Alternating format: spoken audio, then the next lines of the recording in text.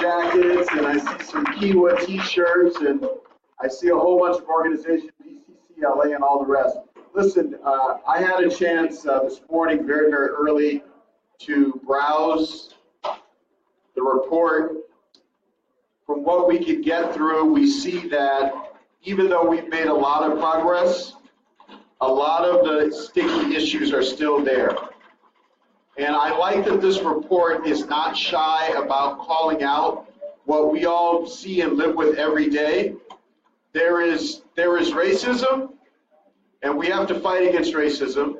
But within racism, there's something that some of us call anti-Black sentiment, right?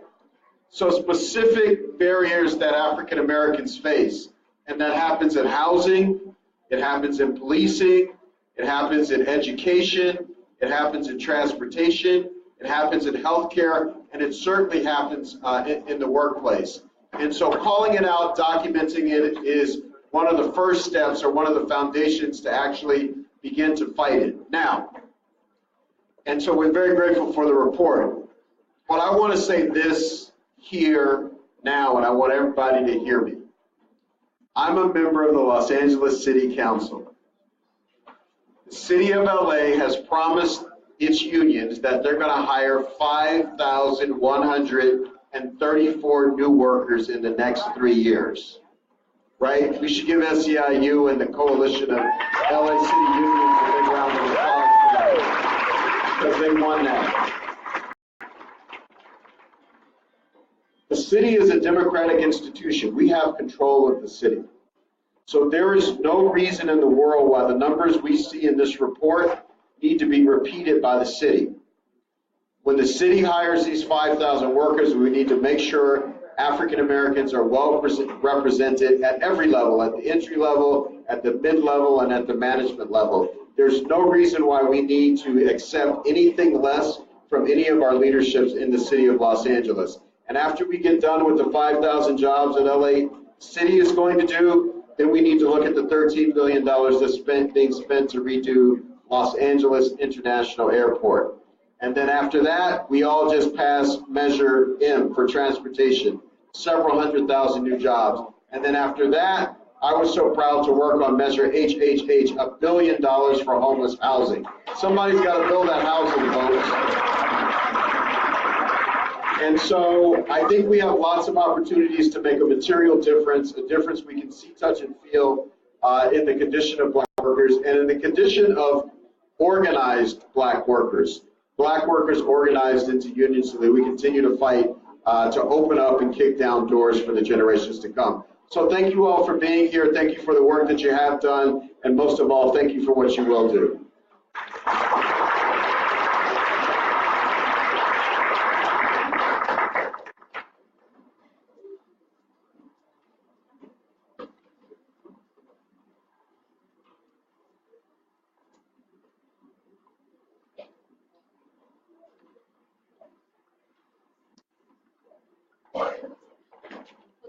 Pastor Sauls, who's in the house. There he is, Pastor Sauls. Wanted to invite Pastor Sauls up to open up the conversation. And I want to just thank Pastor Sauls for allowing us to be here at the historic Holman United Methodist Church, a church that was led by civil rights, nonviolence practitioner, and leader, Reverend James Lawson. So I want to thank Reverend Sauls for allowing us to use the church, particularly on this historic night, the 52nd anniversary of the March from Selma and Montgomery happened on March 21st. It was the Black community of leaders and civil rights workers and activists and working class Black men and women standing up for the rights of Black people to just be in this country and to participate in this country and to vote in this country and to have the opportunities to work. And we are honored to be here on this night, and I want to invite Pastor Sauls to share a few words with us.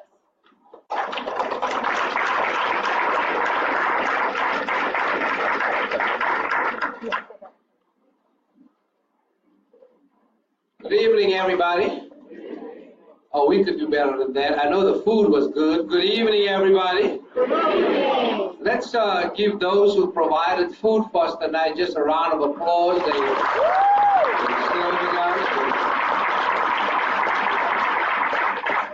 I want to let you know that that's an internal group here at the church, led by our co-lay leader, Sandy Hardy. So we want to thank the Elliott Black World Center for helping us recycle black dollars. Amen. All right. That's what we're doing. So they are an internal catering group that's here at the church, making sure that we have healthy food and that we utilize local vendors for the work that we are doing. So let's once again give them a round of applause.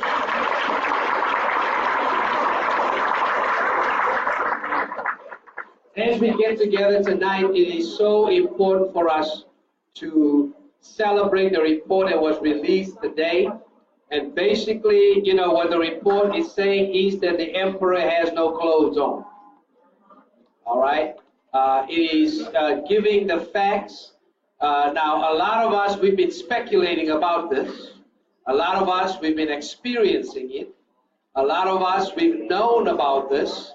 But there's always been denial, distraction, and all kinds of confusion around the plight of black workers in the city and county of Los Angeles. Well, this report basically brings legitimacy and credibility to the plight that so many of our workers and families have experienced in the city and county of Los Angeles.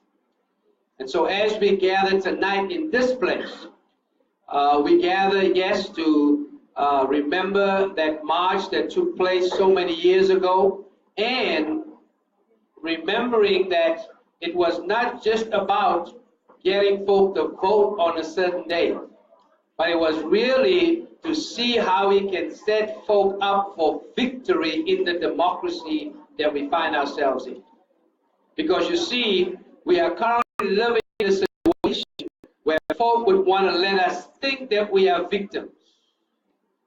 But you see, that march that took place over 50 years ago reminded us that we are victors and not victims. And so as we come to do the work, that's all right, we can clap for that. We are victors, not victims.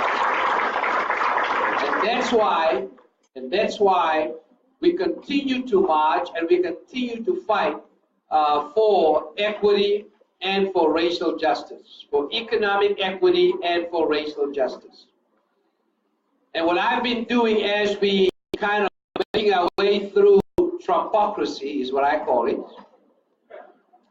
Okay, that's a combination of hypocrisy and democracy. It's called Trumpocracy. I am just to stay grounded, because if you don't stay grounded during these days, troubled days and turbulent days, it is so easy to get discouraged, despondent, and to just get a feeling of feeling despair. So what I've worked on doing to keep myself grounded is I've made it a discipline to a couple of times a week to just read some speeches of some folk that have gone before us to see how it can help me keep perspective and how it can help me to stay grounded as we lead here at the church and as we lead in this community. And so for this week, the speech that I read was that other speech that took place in 1963 at the March on Washington. Now, a lot of folk don't want to talk a lot about this speech. They kind of have a good time just referring to the I Have a Dream speech. That Reverend Lawson told me, Reverend King never named it the I Have a Dream speech. That was named by mainstream media, you see, to try and see how they can lull us to sleep. And then they did a lot of revisionism on that speech to see if it can only be about civil rights instead of it also being about economic equity. I encourage you to read that whole speech, but you know, A. Philip Randolph set up Dr. King for his speech. And tonight, especially after receiving this report and gathering here, and as we remember another march, that march in Alabama, I think it's appropriate to just read to you some of the lines from that A. Philip Randolph speech, and then I'll conclude my words of welcome. This is what he said, and I believe that he's speaking to each one of us. And I want to encourage you, we have some time to go read that entire speech, because if you read the entire speech, you will see that it is a speech that is still relevant for today, given the administration that we are facing. And so he wrote the following: we are not a pressure group. We are not an organization or group of organizations. We are not a mob. We are the advance guard of a massive moral revolution for jobs and freedom. This revolution reverberates throughout the land, touching every city, every town, every village where black men are segregated, oppressed, and exploited. But this civil rights revolution is not confined to the Negro, nor is it confined to civil rights. For white males know that they cannot be free while we are not free. This is an advance guard of a massive moral revolution. That's why we open up the doors of Homer United Methodist Church for you to meet tonight and to support the work at the Los Angeles Black Workers. Because for us, it is a moral revolution.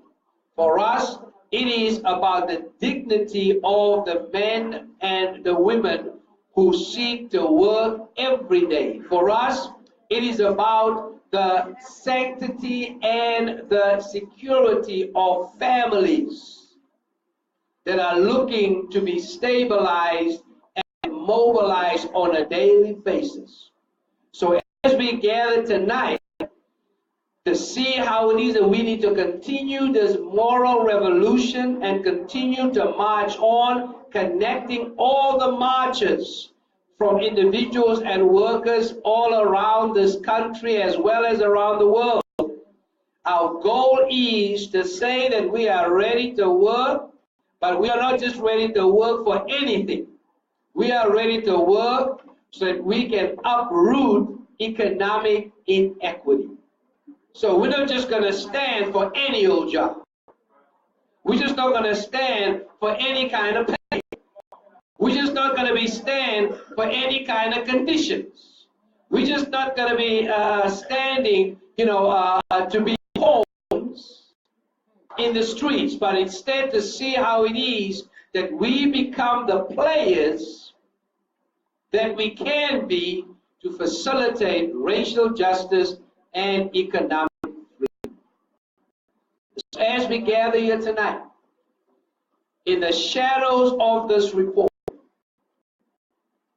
in the shadow of the march that took place in Alabama, in the shadow of the march that took place in 1963, make no mistake that this is a moral revolution. You and I, we continue to be the advance guard of a moral revolution to make sure that the lives of families, of men and women are secure for the future that is to come. As we gather tonight, it is time that we rise up. It is time that we speak up. It is time that we get up and that we go up to make sure that this moral revolution continue, and we march on and we march on until victory is won. Welcome, looking forward to an empowering and exciting night as we keep on keeping on marching towards victory. Thank you so much, and God bless you.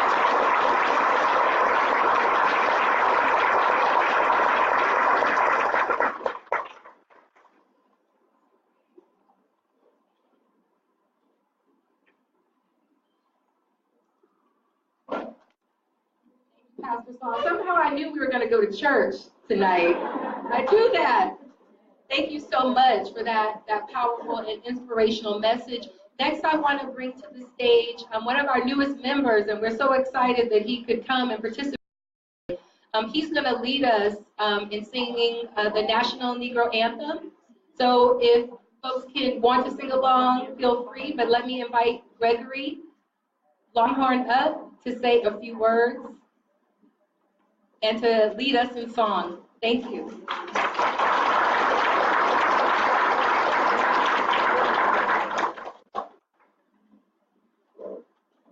Thank you. Would everyone please stand? All right, Josh. OG speaking. Listen to the OG. Oh.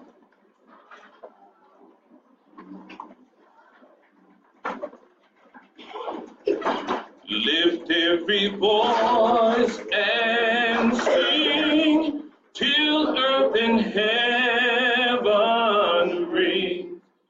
Ring with the harmony of liberty. Let our rejoicing rise high as the listing sky. Let it resound loud as the rolling sea. Sing a song full of the faith that the dark past has taught us. Sing a song full of the presence the dark past has brought us. Facing the rising sun until the day begun. Let us march on till victory is won.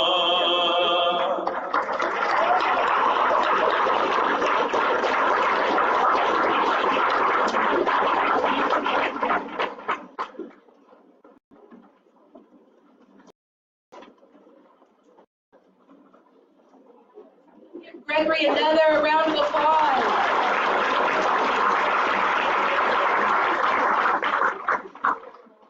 Well, now we're ready to jump into the program. Are you ready? Yeah. And I wanted to say welcome, welcome, welcome to all of you for joining us this evening.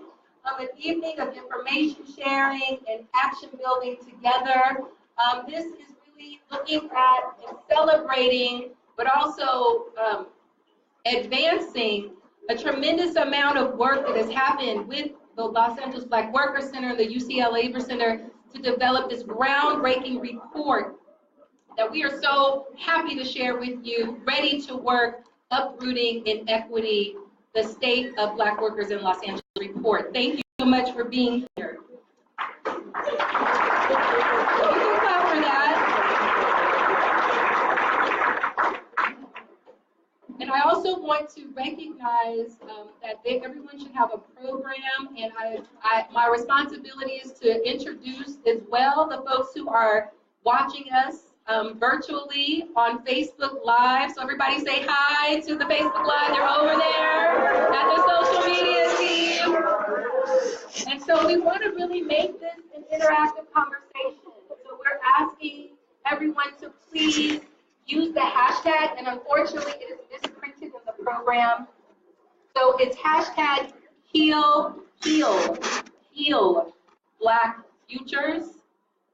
Okay, hashtag heal Black Futures, not healing. Okay, hashtag heal Black Futures. So please use that hashtag. And if there's something that is that resonates with you, there's something that moves you, please post that comment onto Facebook. If you have questions, we're asking you to also post those questions. We're going to be really trying to use our technology to make this interactive. And certainly with everyone in the room tonight, we're not going to be able to get to every question in the room. So using the technology will allow us to go to those questions and to be able to answer them on our Twitter and on Facebook and on our listserv. So make sure that you continue to use that hashtag and to participate with us, and to also have patience, right? Because we're operating in two worlds right now.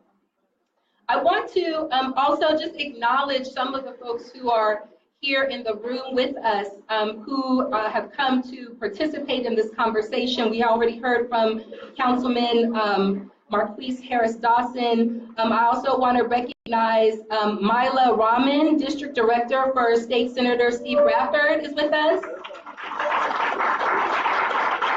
this evening. And I think a representative from Current Price's office was here earlier and had to leave for another event, but we wanted to recognize their participation. And of course, we did recognize some of the organizations who are here in the room, and I want to call out hello to SEIU 2015. Hello to Community Coalition, Black Alliance for Just Immigration, Kiwa, Jobs to Move America and Lane, Unite, and so many others. Thank you so much for joining us. All right, that's all right. We can clap for those folks who are also watching back at home. Today, our purpose is twofold. One, we want to really get into a conversation and have a high-level summary of this report that was so painstakingly put together by the Los Angeles Black Workers Center and the UCLA Labor Center. We also want to drill down and talk more about what are the actionable next steps, what are the actionable solutions that we can move together, and to discuss in more detail the Heal Black Futures campaign. This is a campaign that is being launched by the Los Angeles Black Worker Center and working with SEIU's Black Worker Justice Campaign for security officers to really strengthen employment discrimination in the state of California. And so we want to talk more about that and have those campaigns share some of those thoughts tonight. But before we jump into the program, I want to really recognize if Los Angeles Black Worker Center members could please stand. Along with SEIU, USWW members, Black Worker Center staff, SEIU, USWW staff, the UCLA Labor Center staff, the leadership is with us in the house, the Institute for Labor Research and Education. These are the people that made tonight possible. These are the groups that made this report possible. These are the entities that are helping to drive the campaign to protect Black workers in our communities and the civil rights of all of Californians in the workplace. So thank you so much. And I want to give a special shout out because I have the mic and I can give special shout outs. But I want to recognize Ken Wong, who is the director of the UCLA Labor Center, who's invested resources in this important work. And I also want to recognize our new champion at UCLA. And believe me, when you are a champion at UCLA, I think you're sort of like a A-list boxer. It's something along the way with a heavyweight boxer. But our heavyweight is Abel Venezuela, who is now the new director of the Institute for Research on Labor and Employment. And I want to invite Abel to come up and to say a few words because Abel is one of the leaders at the university who is looking at how do we actually build out a field around Black worker research. It's one thing to have one report. It's another thing to tell a story and to go deep into that story and to elevate that story in a way that the academy, policymakers, community, workers all have a platform to stand on for change. I want to invite Abel to come up and to say a few words just about his reflections on this report and the IRLE's involvement.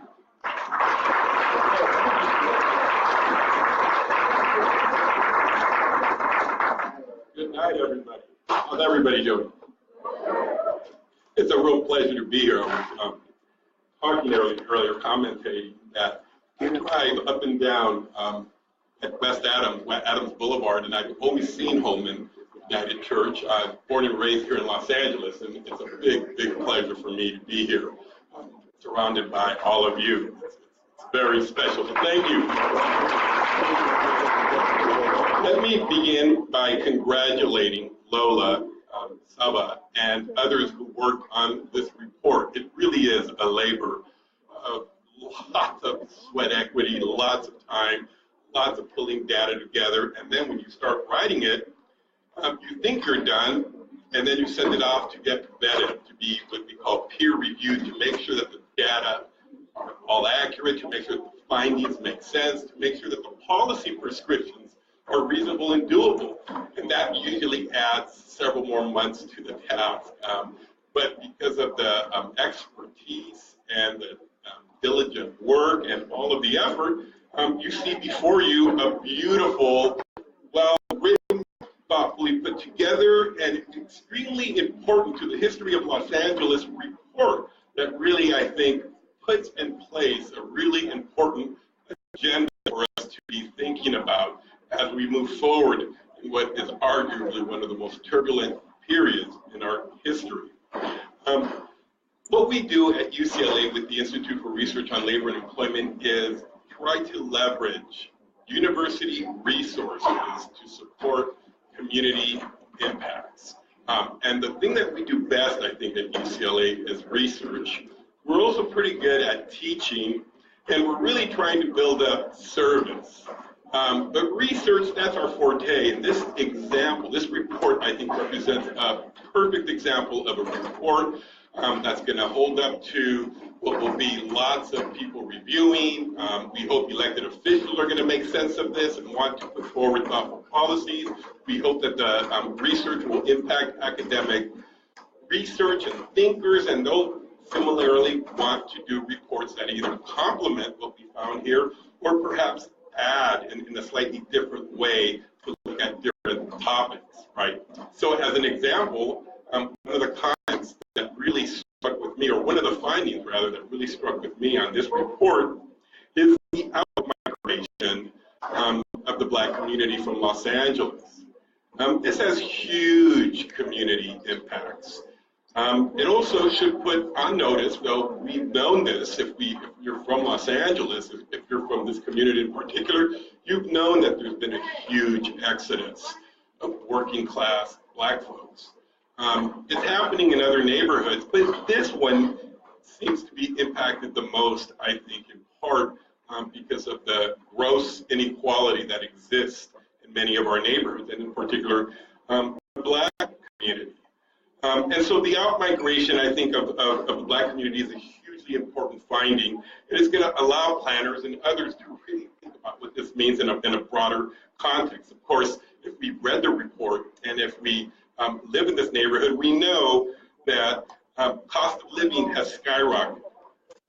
Housing costs have skyrocketed. All of this is added to, as the report highlights, low-paid work, work that's unstable and irregular, and then you have other impacts like wage theft. So, and then there's a general decline of worker protections, the demise of them. And so all of this contributes to extreme poverty, and as a result, people leaving the neighborhood.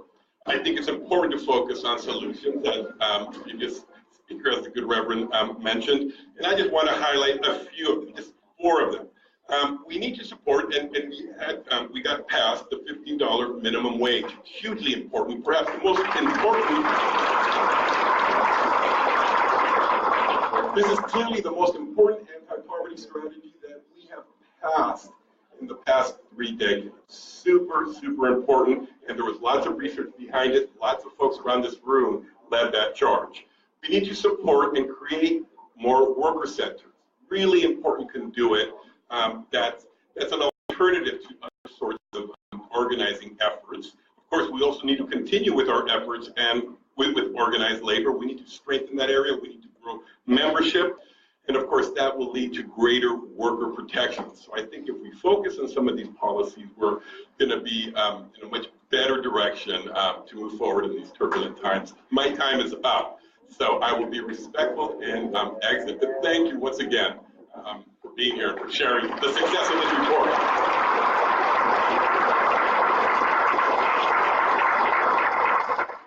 Thank you, Abel. And yes, I think that is the important question.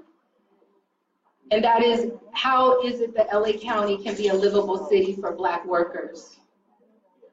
And by extension, all workers, right? If we are not able to ensure quality job opportunities, if we're not able to protect workers' civil rights and ability to access jobs, if we are not able to ensure that workers have voice and are able to organize, it will be very difficult for Black families continue to thrive and to contribute to Los Angeles. And one of the things that struck me about the report is the history of Black workers to the city from its founding, the history of Black workers in the county, and ensuring that quality jobs existed in manufacturing, that quality jobs existed in the janitorial industry, and the struggle and legacy of Black worker organizing to ensure these gains.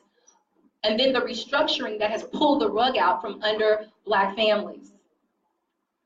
So I agree with what you're saying, Abel. The work is, how do we begin to tell those stories and to go back to a model in which allows all Black workers and their families to have opportunity to be able to thrive and not be surviving or barely surviving in this community.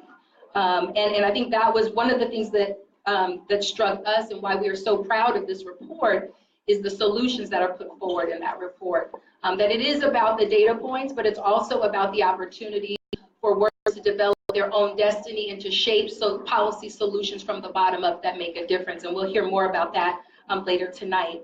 So next, as part of the program, we are going to begin to talk a little bit in more detail about the findings. I want to invite Tamara Haywood, Los Angeles Black Workers Center Research Associate, and Saba Wahid, the Research Director for the UCLA Labor Center, to the stage, please, to present some of the findings of the report. Following Saba and Tamara, following Saba and Tamara, we will have a truth-grounding panel that will be led by worker leaders who will share their stories. And that panel will be moderated by David Huerta with USWW. And following that, we'll have a question and answer period. Okay, so we will turn it over to these two ladies here, and we'll move this podium over so you can see.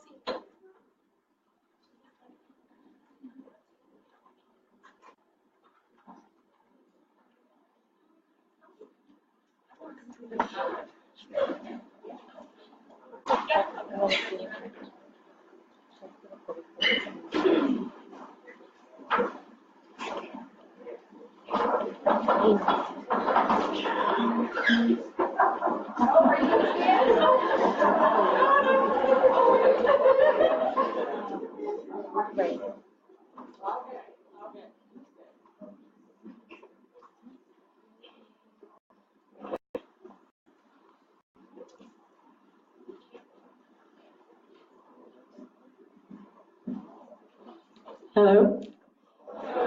Hello. Thank you so much for being here.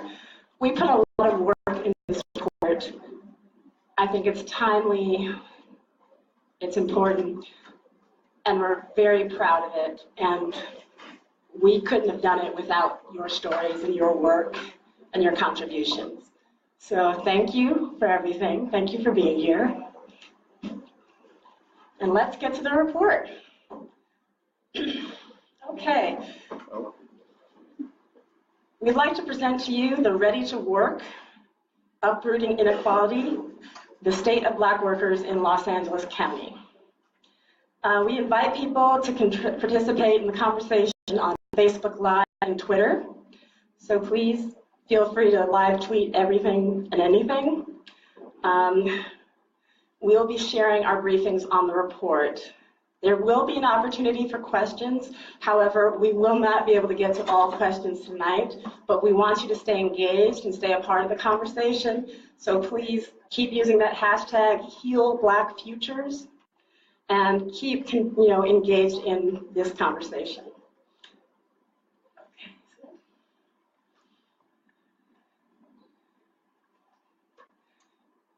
This should say about this study. Very good, excellent.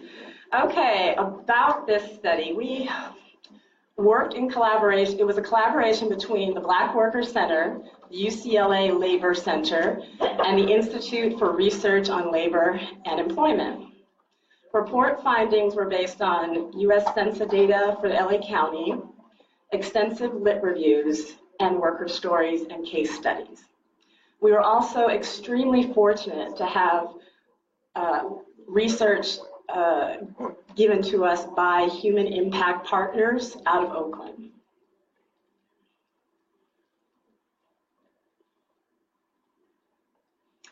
All right, Black migration to and from Los Angeles. In order to really assess our situation now, we kind of have to know how we got here. So as we know, Los Angeles County is a vibrant and highly diverse region comprised of people from a variety of different ethnicities and backgrounds. Black people have been a part of Los Angeles since its inception. Since the city's founding, there were 11 families called pobladores. Forgive me if my pronunciation is not right. These founding families started the city in 1781. More than half of them were Black. So throughout the 20th century, Los Angeles has experienced waves of migration that significantly enlarged the region's Black community. Manufacturing, employment, and unionization were key factors that provided Black workers with higher wages and middle-class jobs. Los Angeles' Black community, through organization and struggle, fought Western variations of Jim Crow laws and went on to win access to quality jobs, housing, and opportunities.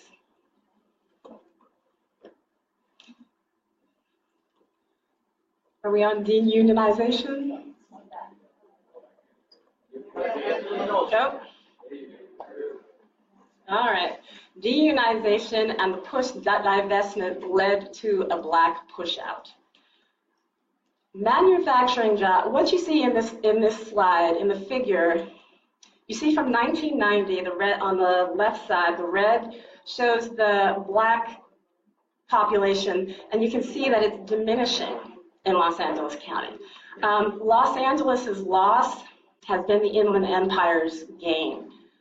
Since late 1980s, the Black population in Los Angeles declined by over 100,000 people, while the Inland Empire's population increased by 250,000. A big part of this, and it cannot be overly stated, was due to the push-out, as Lola stated, of Black families because they couldn't work. They couldn't get jobs to support themselves in the county. A big part of this was the manufacturing and union jobs that left the region or became inaccessible. Now, manufacturing employment and unionization were key factors that provided Black workers with higher wages. Black workers have the highest rate of participation in labor unions and are more likely to desire and vote for union representation than white workers. Thus, successful attacks on unions disproportionately affected Black communities. And it also decimated the Black middle class. As you see, there have been a steady migration of Black residents leaving Los Angeles since the 1980s.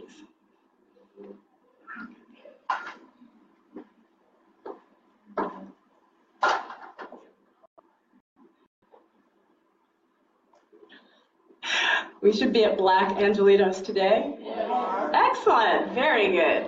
All right, in this figure, what you see is a lovely representation of Los Angeles. What we know right now is that 37% of all Black people in California live in Los Angeles. 832,000 Black people live in Los Angeles today, and 8% of all Angelinos are Black. Los Angeles is still home to one of the largest communities in both the nation and the state. 1/3 of all Black people in California live here. And the country must develop strong strategy, the county must develop a strong strategy to reverse this trend of Black out-migration. This is important because as one of the largest Black communities in the country, as Los Angeles goes, so goes the nation. So what happens to Black workers here is extremely important. So it's even more important that we take action now.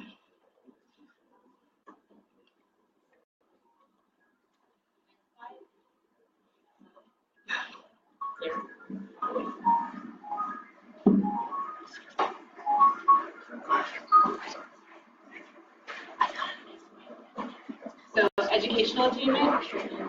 Hello? You can hear me? All right. So the data showed that Black people in Los Angeles are more educated than any previous generation. So since 1980, the number of those with less than a high school degree decreased from 1/3 of the population to 10%. And at that same time, those with bachelor's degrees increased and more than doubled in that time. So the number of bachelor's degrees increased.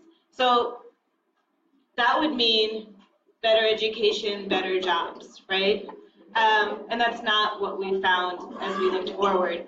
We found that Black college graduates, especially those that had recently graduated, are disproportionately experiencing underemployment. We're finding wage disparity, and we'll get into some of that more data in a second. And it's all the different ways, it's like where we're finding inequity in the kinds of positions workers are getting. We're finding inequity in the kinds of wages and being able to kind of advance in their careers. And so while Black folks have done their part to get the education, what's happening with these jobs? Next slide. So unemployment, 17% for Black folks. That's more than almost double of what it is for white workers.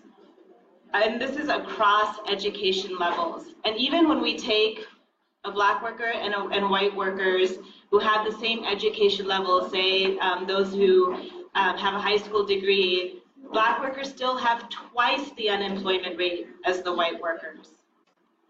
In California, the estimated unemployment is over 10%, and that's twice the national average for all race and ethnicities. Next slide. So wages. We use this term where 2/3 of the median wage of an area is considered a low-wage job.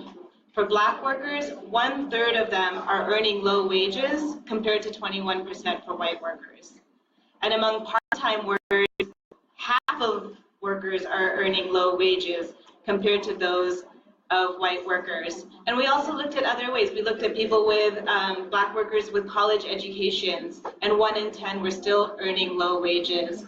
We looked at positions, and why was someone with a bachelor's degree still in a frontline kind of floor position?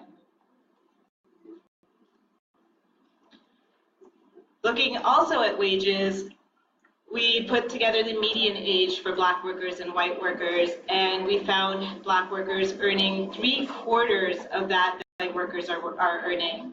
And it's even more for women. So Black women earn 67% of what white men earn, and 83% of what white women earn.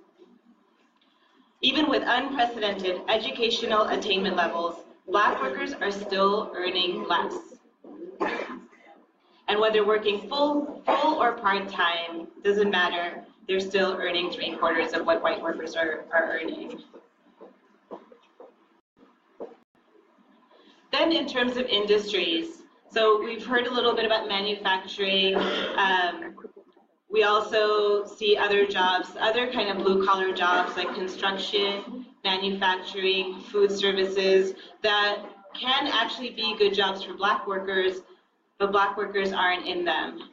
And compared to their share of the overall workforces, which is around 7 and 8%, they're down to just 3 or 4% in those industries. you wanted to add some more on that.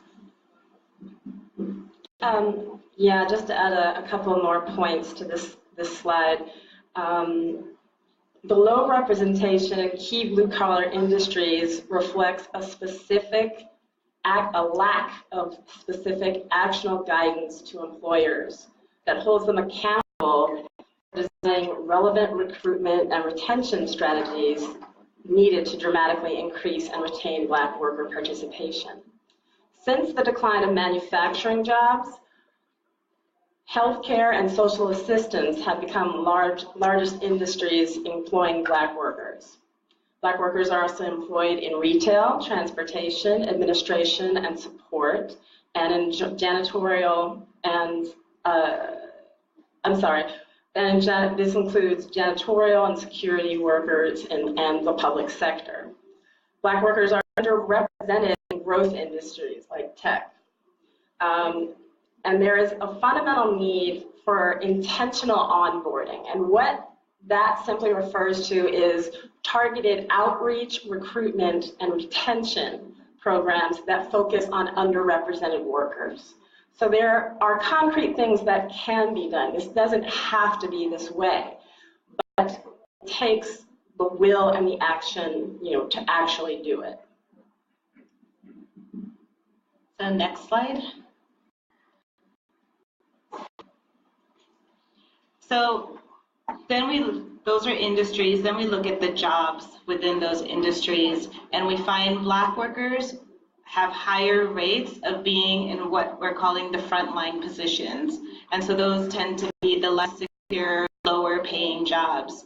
And at the same time, they have lower rates than white workers to be in managerial jobs. So you see a broken career ladder from those entry-level positions to the positions that go higher.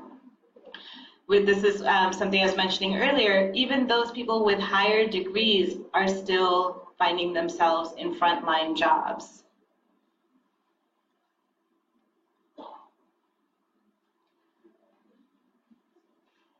So how does that all add up? It comes back down to being able to sustain your family, to be able to live here in Los Angeles. And what we found was that the income gap, the positions gap leads to a household gap, both in terms of being able to gain wealth.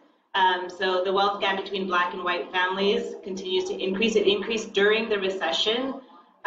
Before the recession, a Black family had less than a dime for every dollar of a white family.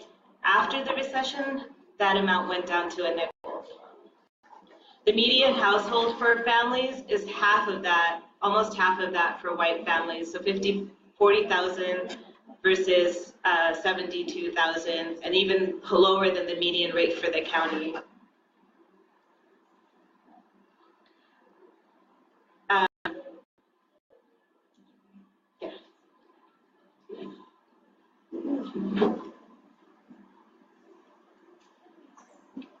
Next slide.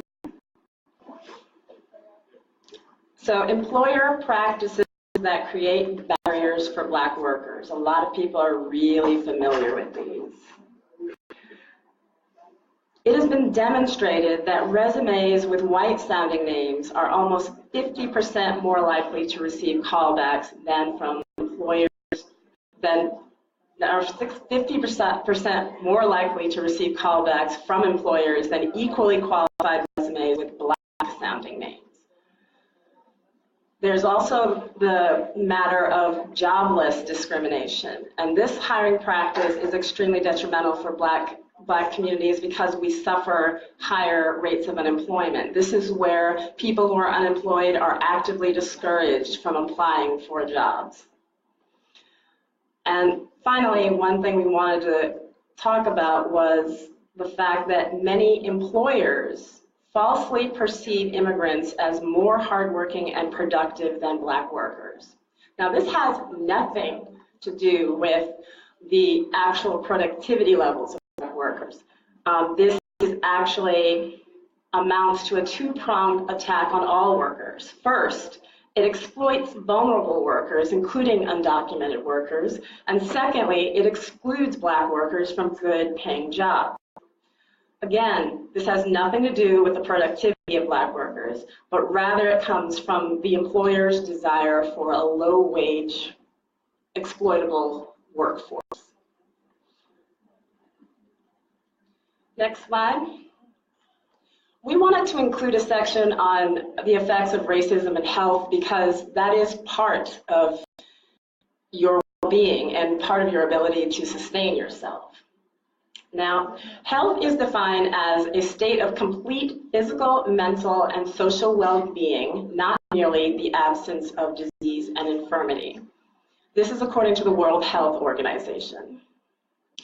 Now, by some estimates, more than 50% of a person's individual status is attributable to social and environmental conditions. And the lived experience of race, of being Black in America, is a societal and environmental condition. So it literally affects your health. Employment alone can have numerous physical and mental benefits besides income. When people have stable employment and income from well-paying jobs, they can grow wealth, they can afford nutritious food, they can afford quality childcare and educational opportunities. Jobs can endow people with a sense of meaning and purpose, and when people are paid well, they also feel appreciated and valued, which is an important emotional and emotional well-being and mental health factor. The racial wealth gap is caused in part from unequal intergenerational transfers of wealth. This is because the connections between racism and health can carry across generations. Next slide. All right, so the recommendations. The issue here is not that there are no jobs or that Black workers are not qualified. It's how do we get in the door? There are jobs in Los Angeles. Black people in Los Angeles are trained, educated, and qualified, yet our data is showing an overrepresentation of Black workers in unemployment and underemployment. We need to turn our attention to strategies for employment equity and a representative workforce that includes Black workers in fair numbers. So this report argues for the need to stabilize Black families and communities by creating good-paying, quality jobs accessible to Black workers. To that end, these recommendations are centered on practices that would concretely remedy the Black worker crisis in Los Angeles. First, we should empower agencies and communities to address discrimination and workplace issues together. First part of this would involve amending state law to empower local governments with the authority to address issues of access and discrimination. Currently, state law does not explicitly give municipalities the power to enforce anti-discrimination measures. Local agencies are currently unable to address employment discrimination due to state preemption. Removing state preemption will empower Black workers to more easily access civil rights protections and advance solutions that empower workers. Second, we should enhance state penalties that expand liabilities for employers who do not address workplace violence or intimidation. This would level the playing field for businesses by holding employers who are bad actors accountable for their actions. Next slide. We recommend institutionalizing and investing in partnerships with credible community organizations to implement targeted outreach, recruitment, and retention programs that focus on underrepresented workers. Establishing worksite monitoring programs to strengthen industry diversity standards by conducting regular audit studies. Audit studies should be performed in problematic industries to assess the prevalence of discrimination, measure progress of enforcement efforts, and to make for reform. And finally, we should create a robust and seamless workplace enforcement entity charged with enforcing local wage and anti-discrimination laws. Next slide. We should support worker movements that improve working conditions. Organizing is critical for addressing the Black jobs crisis. Black workers represent a significant percentage of workers employed in key unregulated low-wage industries. Centering organized campaigns on Black workers is critical to lifting up industry standards and improving the quality of life more broadly. This also includes rejecting right-to-work laws that remove worker protections and eliminate the right to organize.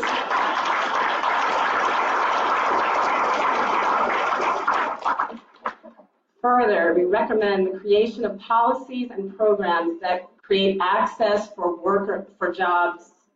to jobs for underrepresented workers.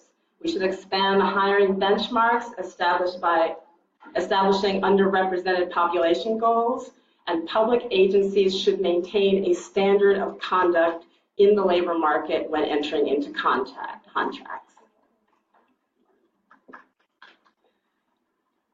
And lastly, we should support and ensure high-road business practices. This means establishing a citywide fair hiring recognition program where employers that do have safe and healthy work sites are recognized for that, so you can choose to support those employers, and also enact zero tolerance policies for hate speech and symbols on publicly contracted and private work sites. Those are recommendations. Thank you very much for your time.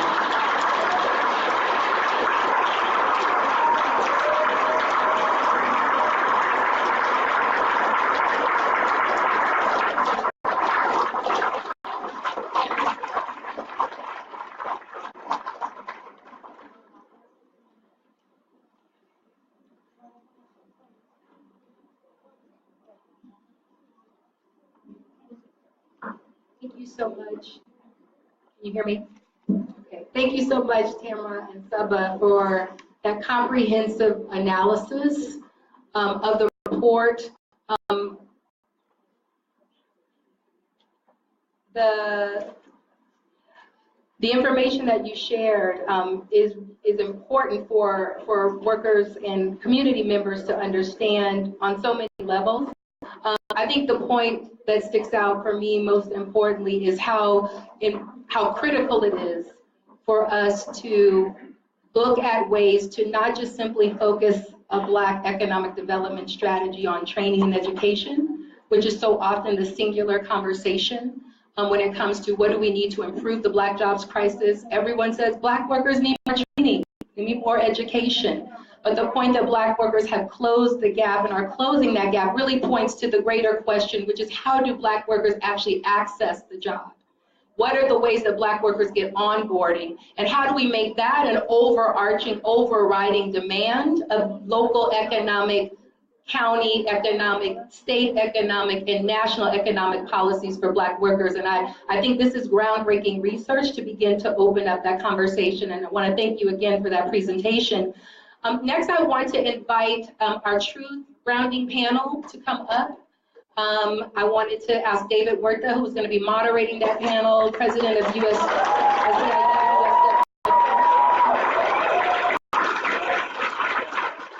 David, you're at the podium in the back, and worker leaders who are going to come and join us from the Black Workers Center and from USWW will lead that panel. It's important for us to look at data points and to look at numbers on a page, but why we're in this room is because of the impact that these numbers have on the lives of our mothers, our fathers, our brothers, our neighbors. And so we want to make sure that what these numbers that we're talking about are really about truth, right? And so this panel is about the truth of this data, the truth of the impacts. And so I want to turn the mic over to David, who is going to lead this panel, and then we will have summarizing questions and answers following this panel. So David, you're going to help to lead that. But we want to hold the questions and the comments because I see them coming in until after this panel is done, and then we will be able to ask questions to both of the panels. David? Yeah, thank you, Lola. Can we all give a round of applause for Lola's phone? She's amazing.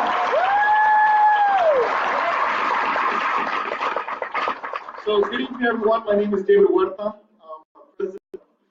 Proud president of SCIU USWW. 45,000 members strong throughout the state of California, from San Diego all the way to Sacramento. We represent janitors, security officers, airport workers, and public event workers. I'm really proud of the work that we do on a daily basis to represent the best interests of working people in California. This work we're doing today is very, very important. I'm very proud to introduce our next panelist. To you all, as they are workers who gave life to this amazing report, gave life and continue to give life to this amazing report. They are the workers who represent the systemic unemployment, underemployment, and displacement of black workers in Los Angeles County. At USWW, we're gearing up for security officers contract campaign, and the security officers contract campaign was the largest single effort of organizing black workers in the city of Los Angeles over, I think, the last 30 years. We're successful in that end towards advocacy for not only economic prosperity, but social issues, including racial equality. We realize that our workers don't just need pay raises and health care, but they need quality jobs. They need quality jobs that include the opportunity for job placement, job advancement, as well as a safe and healthy environment free from discrimination. Work is dignity. Work is respect. Work is self-respect. When one has work, it's about building themselves and building for the community. Yes, it is true that many industries are seeing a decline in the availability of jobs, but this report brings to light the fact that black workers are disproportionately affected. We are proud that the Black Workers Center has welcomed us into the space to work towards racial equality for all. So let's give them a big round of applause. So I'm going to introduce our panelists. Our first panelist is a graduate of UCLA and a member of the Black Workers Center, Trina Traylor.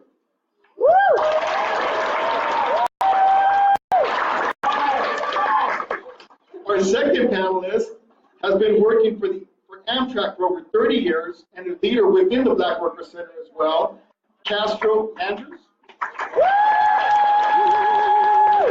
And our third panelist is a member of SCIU USWW,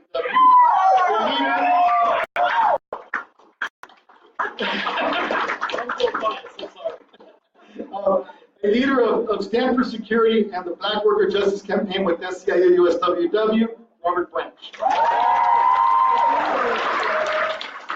So we're going to ask these panelists to give their own personal testimony as black workers in the city of Los Angeles. And we'll start with you. Good evening. 25 years ago, I pled guilty to 2 low-level felonies, one which was in Indiana. I had a paid attorney who convinced me to plead guilty. He told me that I would receive summary probation, and all I had to do was mail in a form once a month, which sounded good to me. I mail in a form once a month, and all this would be behind me. Sign me up. So I did. I had no idea that 25 years later, this would still be haunting me. I'm a single parent, and because of that, I had to work 2 wage jobs to make ends meet, which meant my daughter was mostly raised by my family, missed out on all the formative years of my daughter's life, dance recitals, cheer competitions, and so on. When my daughter graduated from high school, I decided to enroll into community college. At community college, I excelled. Dean's List every semester, graduated with highest honors, President's Distinguished Awards.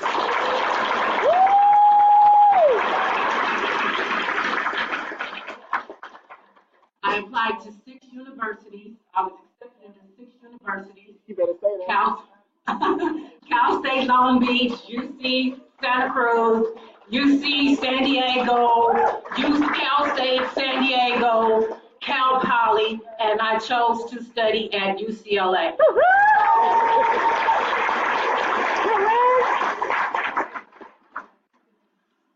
When I graduated, I decided I wanted to work with at-risk youth to try to deter them from going the path that I had gone. So I applied for LA County Probation Office and LA County Social Worker. I disclosed my background on both applications, and I was invited to take the exams. Scored very high on the exams, both in the 90s, and I was informed from the probation department that they did not hire ex-felons. Social work let me go through the whole process. They interviewed me, and then they called me in for a background check. As far as I know, when they called you in for the background check, you are hired. So I quit my seasonal job to go be a social worker for LA County. After the background check, they wanted me to write a letter explaining why I had those blemishes on my record. So I wrote, I was young, dumb, and hanging around the wrong bad influences. A couple of weeks later, I got a letter in the mail that I was fit to be a social worker. I am unable to find a quality job. I currently earn $11 an hour. I have a bachelor's degree from one of the most prestigious universities in the nation. Why am I underemployed? Why am I working part-time, making minimum wage? I am not the only one going through this. Statistics show that Black people are closing the gap on education, but the wage and unemployment gap are widening. Thank you. Thank you, Sheena. Castro. I'm Castro. I've been working with Amtrak a little over 30 years. Various departments. I've had a lot of racial discrimination, but the one that stands out most for me is when I went to work and they hung a black dog on the switch pole by the neck. That reminded me of stories that my great-great-grandmother used to tell me about the days, the era that she was in. I reported that to Amtrak management, compliance officer, and to this day, that happened in '98. I was to receive a written report of their findings. This is 2017. I have not received that report. I had to seek therapy. In seeking therapy, my counselor told me that that is considered a hate crime and they're supposed to file a report. I went back to Amtrak and asked them for the report number. To this day, I do not have a report number on that. Dealing with discrimination at Amtrak, I thought I would be able to move up in the company, good benefits, good pay, but when I tried to move up, I was blocked. I was selected out of 25 people, 3 of us were selected out of 25 to be an acting supervisor. The other 2 were trained, I was not. I have an excellent work record. I've trained over 9 supervisors. And anytime I apply, I'm never qualified for the position. With an excellent work record. And it has affected me mentally. I've had to take a break from work. I became angry at myself. I became angry at others. So I had to step away. I was fortunate enough to catch myself to step away. A lot of people don't have an opportunity to step away. That's Thank you, Castro.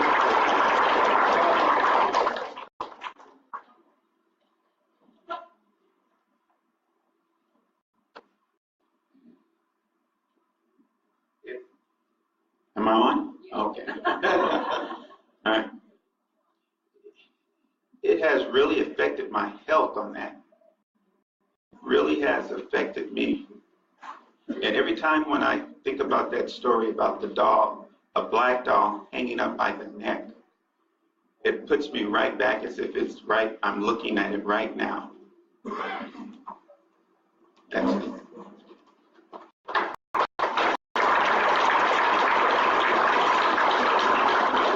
Robert.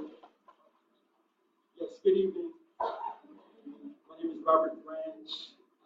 I work as a security officer for Allied Universal. I work in the downtown area. I've been with SEIU USWW since 2006, and I feel blessed and benefited.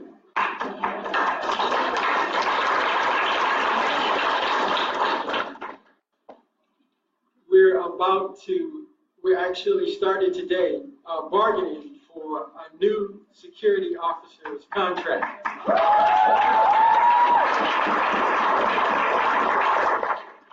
I want to take a moment to thank my Latino brothers and sisters in our union.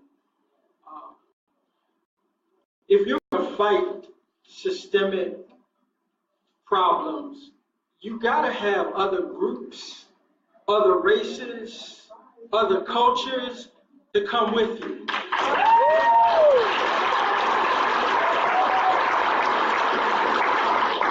That's what Dr. King did, and he walked arm in arm with folks. As a security officer,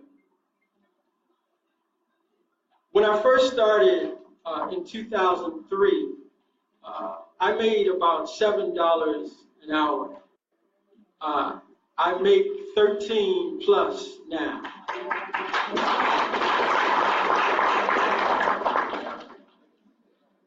Because of the union, because of workers coming together to fight for the rights of people to have dignity in the workplace. Officers, African American officers and others have risen in a better way. We still got a long way to go, but we're on our way. The industry used to be 80% black, the security industry. In a 10-year span, it has dropped to around 50%. We've been displaced as workers, but we continue to fight on. What has also caused our industry to lose security officers is automation. They brought in cameras, they brought in security systems, so that means they need less security officers. And I want to drop a word here. One of the things I'm discovering in life is that changes happen. Industries live and they die. What I liked about that movie, Hidden Figures, is that when the IBM machine came in and the black sister knew that her job was about to be gone, she slipped in the room, got the information, worked on the computer. When it was time for an opportunity, she and her co-workers were ready.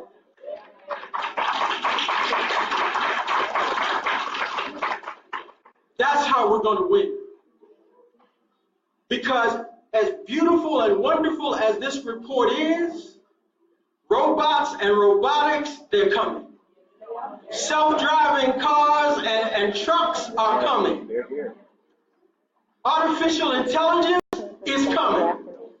Virtual reality is coming, and it's here, as you said. If we get ready and get in front of that and get prepared for that, we can stand with white folks, we can stand with black folks, we can stand with Latino folks, we can stand with Indians and Asians, and we can say, we're here, we're ready.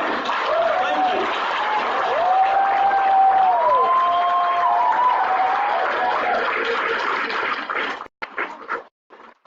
So let's give a really loud applause for our panelists here for being so brave today to share with us.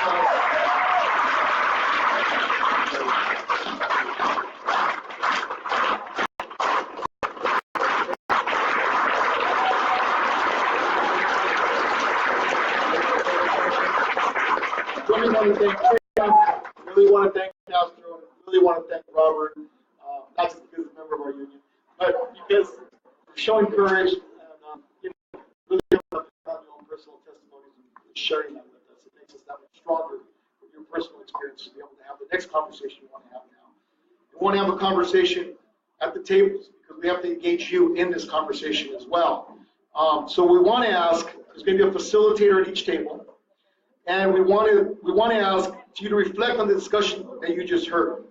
We want each table will have, we're going to have 5 minutes, and there's a facilitator at each table. We want each of you to come up with a question that you would ask the panelists and the presenters about today's report, reflecting on the conversation and the personal testimony you just heard from Castro, Trina, and Robert. So we have 5 minutes. What is it, that question you would ask the panelists coming out of this report? Thank you.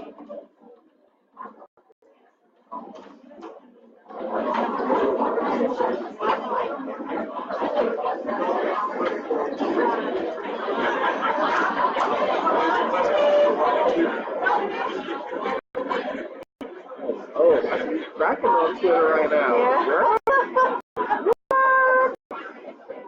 I was on it. How you doing? I heard it was like something. Like, wait. Where going?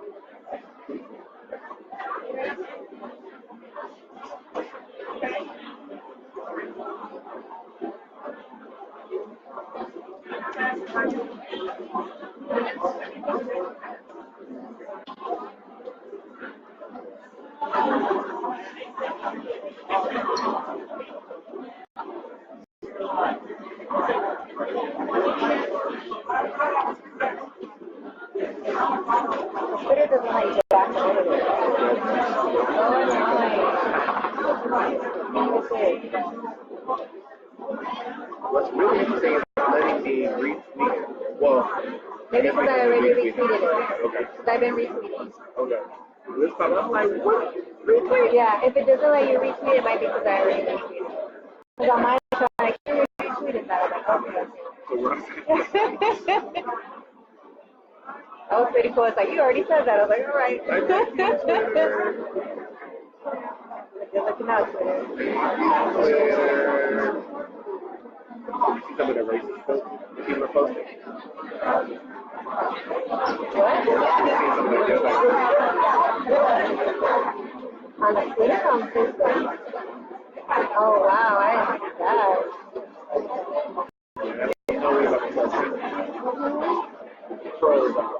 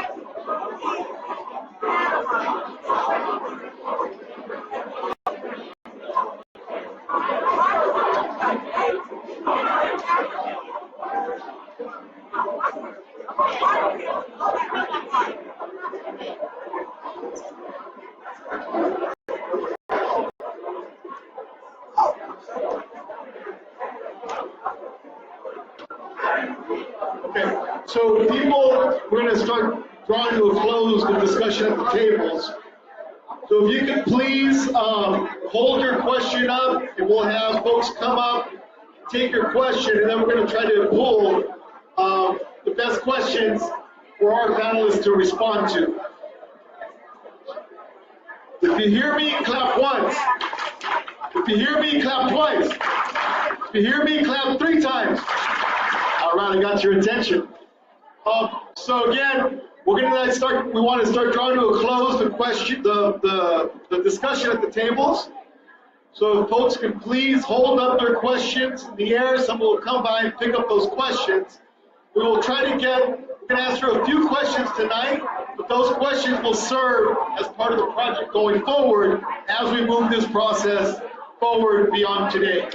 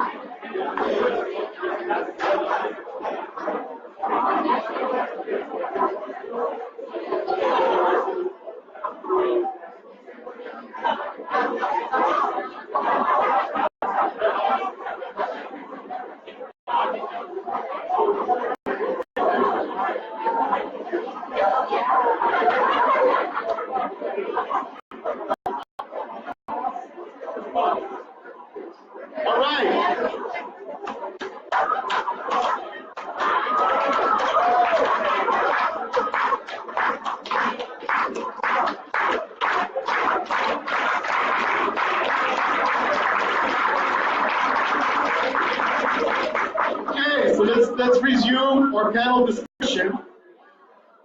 I have everybody's attention, please. All right, let's resume our panel discussion. And so we have 2 questions tonight. One is from our Facebook Live viewers who are online right now as part of the live. You know what I mean. And one of them is a question that comes directly from the audience here tonight. So first, let me ask the first question, and feel free to chime in. So how will we monitor and regulate against racist and discriminatory hiring practices? So that's the question that's coming from our Facebook Live, is how do we monitor and regulate against racist and discriminatory hiring practices? Okay. Well, right now, we have a process that if you're discriminated against, you file a claim with the state. I think they have a few departments where you can file a claim. But I don't think that's working very well. So we at the Black Workers Center are working on an ordinance to get local enforcement. So there's somewhere in the city where folks can go and lodge their complaint, and so we can get faster results and we can stay on top of it and monitor it a little better. Because right now, what they have in place isn't doing anything.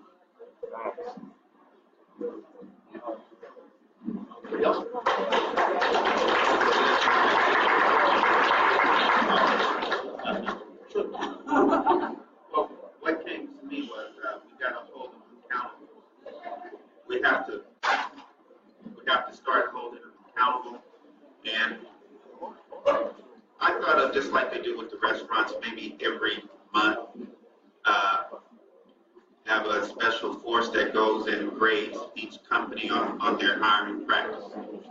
So to let it be known that every month that what they're doing, that they're following rules and regulations. So that's one thought.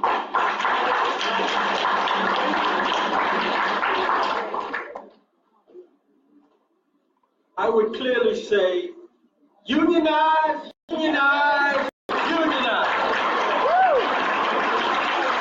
I got a contract.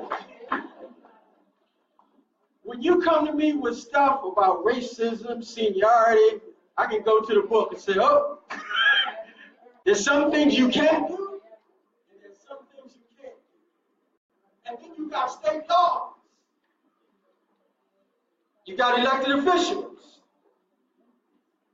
We can get it done. Thank you. So what I'm hearing is we have to, one, demand agency enforcement, but also bring it back to the local level because the EEOC sometimes doesn't work, right? Two, we got to hold them accountable. We have to figure out how we hold them accountable. And I think forums like this and worker centers like this also help in that holding them accountable. And like Brother Robert said, we have to organize. Those are all three really good answers. Second question is, how can labor and community leaders work together to prepare the black workforce and workplaces for up-and-coming new industries? The next generation of industries, the next generation of work. What can we do to ensure that we're working together as community leaders to prepare the black workforce and the workplace for upcoming industries? I think the Black Workers Center, and there may be other groups that are poised to really step in this area. You can't do it having one night meeting a year. That's not going to get it done. There has to be a systematic, maybe bi-monthly, going to various unions, going to various community groups, churches. Thank God for Holman hosting this event. But it has to be ongoing. And one of the things I've learned in life is no one of us is as smart as all of us. I mean, as brilliant as the UCLA Worker Center and the Black Worker Center, when you bring people like yourselves in here, you've got thoughts and ideas that may set it off and be a better iPhone than the iPhone that started. The point I'm making is it has to be continuous, it has to be a lot, and you got to make sure people get it, because if they don't get it, they're going to miss it. And we don't want to be like the deer in the headlights. It's going to run us over, and then we'll be chasing it while it's 50 miles down the road. Thank you.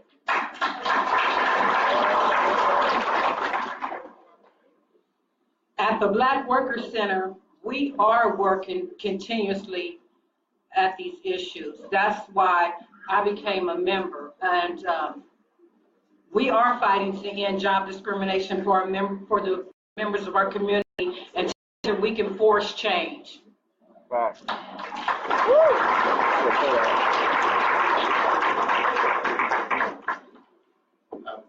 only thing I can say is that once you get knocked down, just keep getting back up. And that's what I've been doing. I'm still fighting the fight.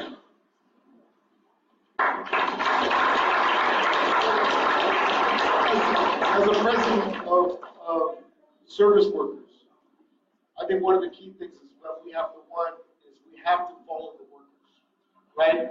I think what the labor movement has failed to do is follow the workers into the new industries, into the new spaces of work, and the new paradigms of the workplace. We have to figure out the whole gig economy and the shared economy and how we insert ourselves into that. We have to prepare ourselves beyond just a four-year education schooling. There's trades out there. There's folks, we need folks to be in the building trades, right? Those are really good jobs. And right now, our folks are no longer part of. So I think it's a combination of things. And I think more central to that is a question of organizing, right? Are we going to be able to adapt and organize and going into the future? Or are we going to be the 10% we are right now in the workforce? Because only 10% of all workers have a union at this moment in time. When my father was around, it was about 30%.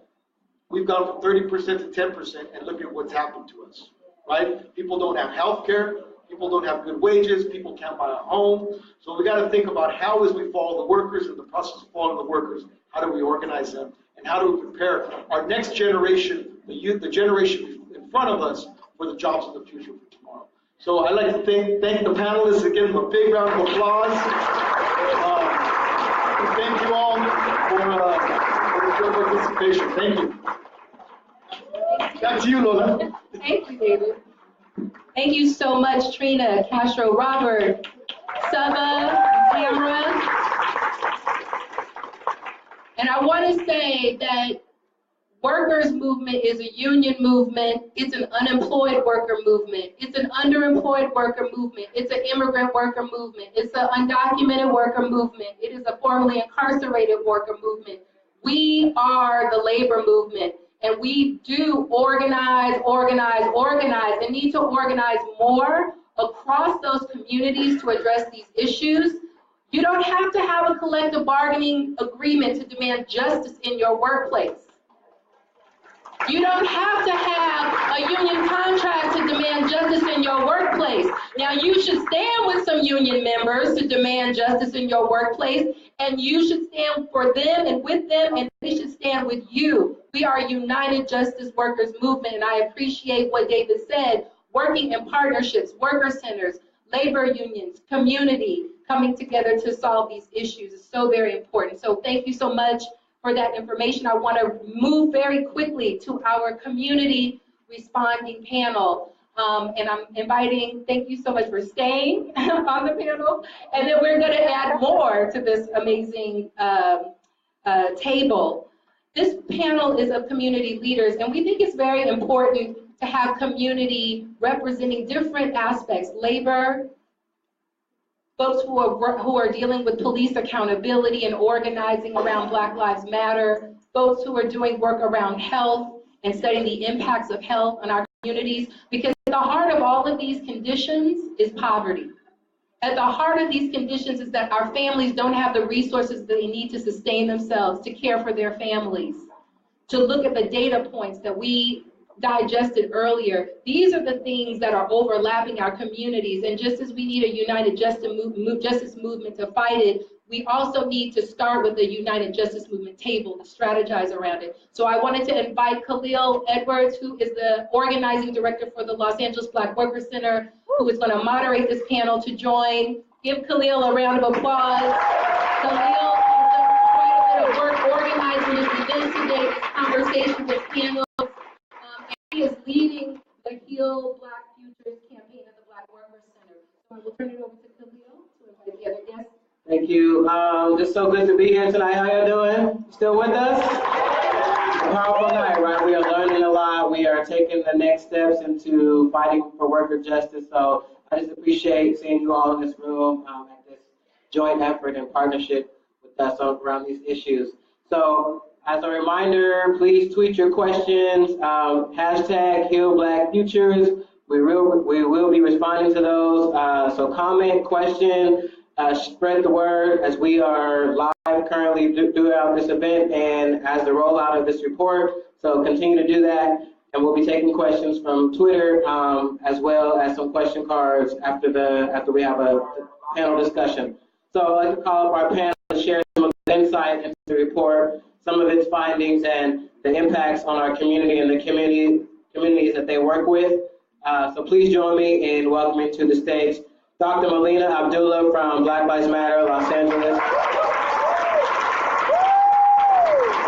Holly Thomas, Deputy Director of Executive Programs from the California Department of Fair Employment and Housing. Mara Ortenberger, Research Assistant at Human Impact Partners. Linda Dent, Vice President at SEIU 721. And Kathy Holmes, Director of Restaurant Opportunity Center, Los Angeles, Rock, LA. Please give them all a warm round of applause.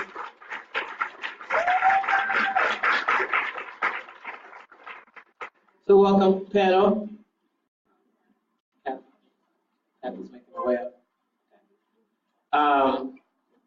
So we've heard the briefing of the report and some of the key findings and the recommendations also. We've heard from Trina, Castro, and Robert, whose experience we know are a representation of what too many Black workers experience day in and day out.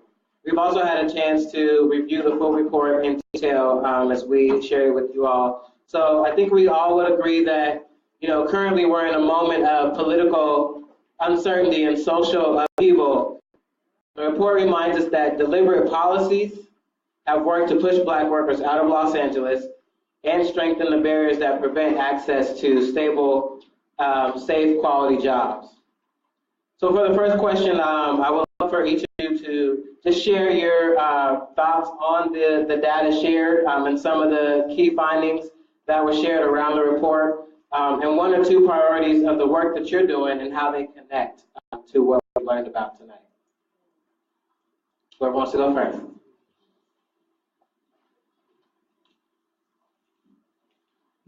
So thank you all for being here. I love that there's so many people here and engaged, and thank you everybody for sharing. Thank you for the report. It was helpful to me as a scholar, as an organizer, but also as a Black working woman. Because a lot of times we think that our stories are our stories, and what the system attempts to do is to trick us into thinking there's something wrong with us, that we as individuals have fallen short somehow. So as a Black working single mother, I can say that I now know that it's not accidental and it's not an anomaly that I'm paid 30% less than the next person, the next lowest paid person in my position. And I'm the only Black woman in my position, right? Because all the data that was just presented says that there's a wage gap. So there's not something wrong with me. There's something deliberate and institutional in building a system that created these conditions that I'm experiencing. So we aren't crazy, right? We aren't crazy. There's not some deficiency within us. We can look to institutions and we can understand the will of institutions. So there's two things that stand out to me and connect with our work primarily with Black Lives Matter. One is that as we work to end state-sanctioned violence, we also have to think holistically about what ending state-sanctioned violence means, right? And so we have to reimagine public safety. We have to understand that ending state-sanctioned violence is connected with investing in good jobs for Black folks, right? So advocating around these data points is hugely necessary in taking brutal and really killer police off of the streets. They're all connected. These points are connected, and we need to understand that. And for the 3.5 years that we've been in existence as Black Lives Matter, what we've been talking about is investing in those things that actually make communities safe and divesting from overspending on police. We currently spend 54% of our city budget on police. What could we do with that? And that's point number two. Point number two is we could choose, right? We need to think about budgets as moral and ethical documents, right? That that document our policy priorities. We could choose to spend those dollars on an office that investigates employment discrimination. We could choose to spend those dollars on outreach and recruitment specifically to underrepresented folks, and we like to hide behind that word underrepresented. We mean black folks. Why are no black folks on these jobs, right? And so let's spend our dollars to get black folks to work on good jobs with unions, right? And that really help to develop peaceful, robust, and just communities.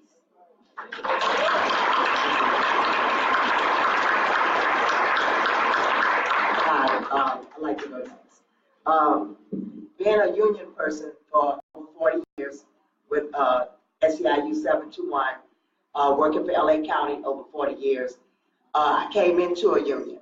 And what I have seen from the report, there's no more middle class. Middle class has faded away.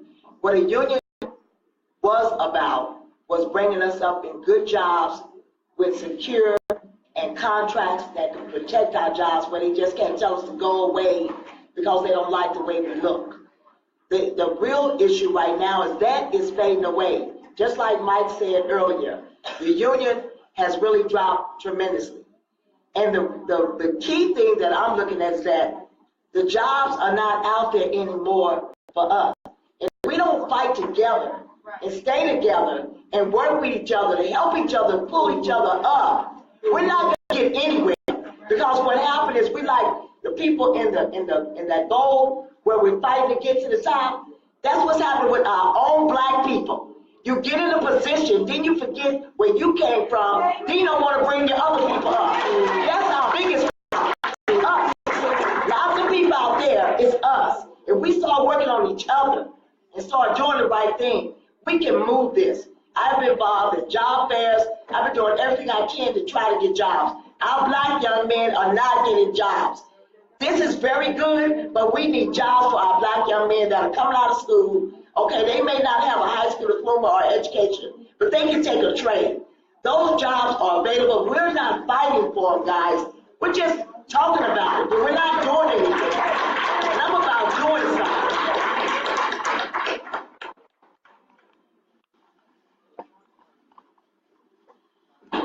Hi, everyone, for having me here. Can you hear me? Yes.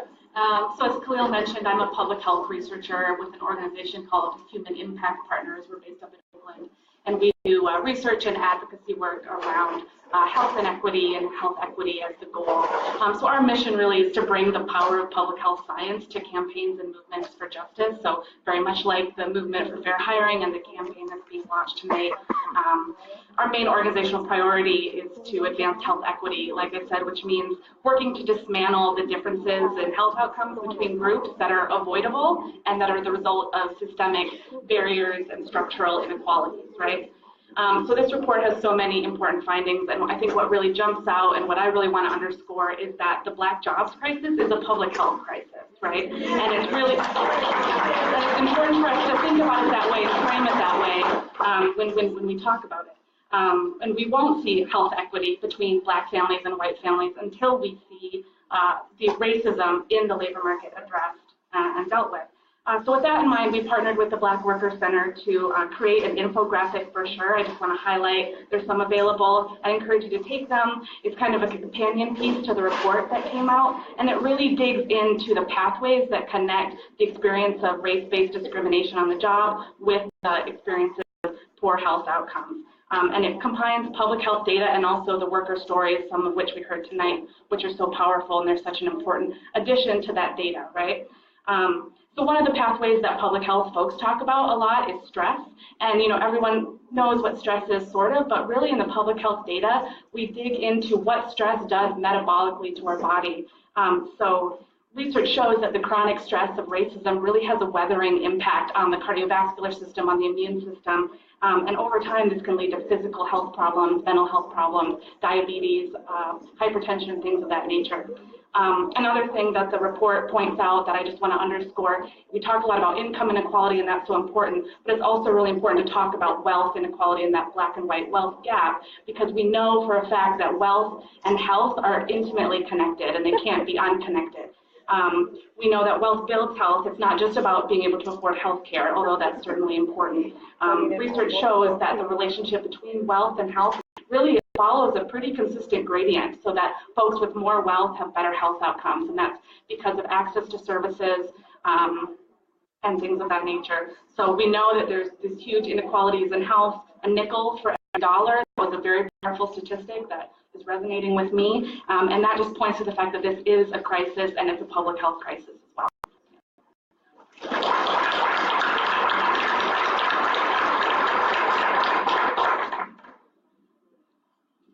Hi, so as Khalil mentioned, I am the Deputy Director of the Department of Fair Employment and Housing. We're the state civil rights agency, so we enforce the laws protecting Californians against discrimination in housing, employment, public accommodation, so that's all businesses, hospitals, roadways, basically anything you can think of throughout the state, as well as against hate violence, threats of hate violence, bias incidents, and against human trafficking.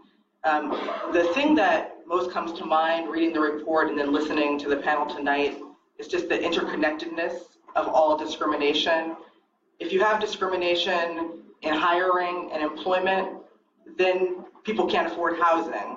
But if you have discrimination in the housing market, then people can't live where there are jobs. If you have bias incidents, threats of hate violence, hate crimes, then people are driven out of their communities or driven out of their workplaces. So really all of these things work together, and I'm happy to be at a place where we're working at these things on all fronts. So I was asked to give just a bit of background about the state of discrimination in California from our vantage point as the Civil Rights Agency.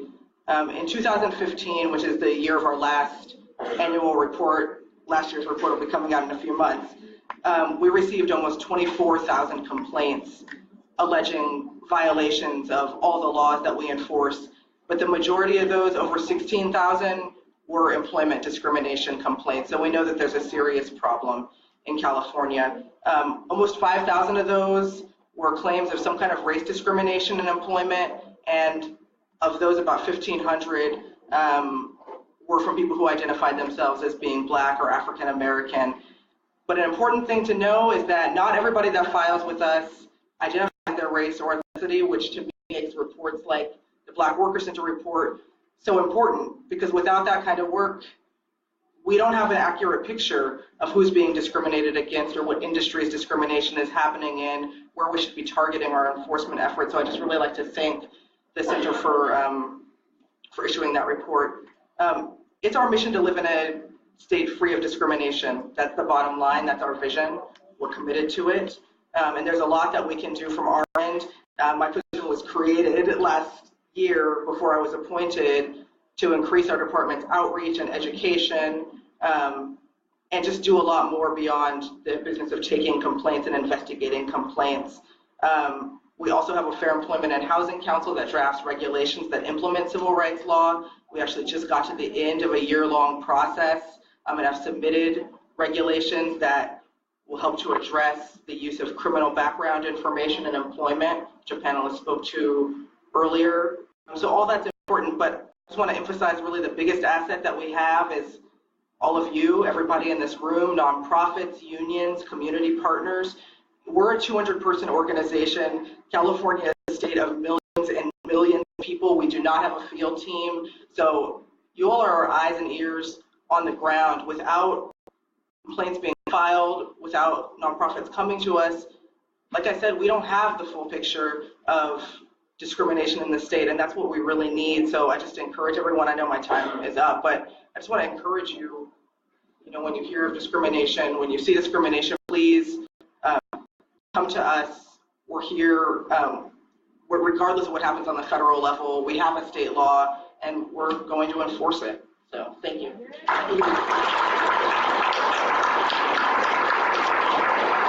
So thank you. I'd like to build on. I want to just. Oh, thank you, Lauren. I'll make it quick.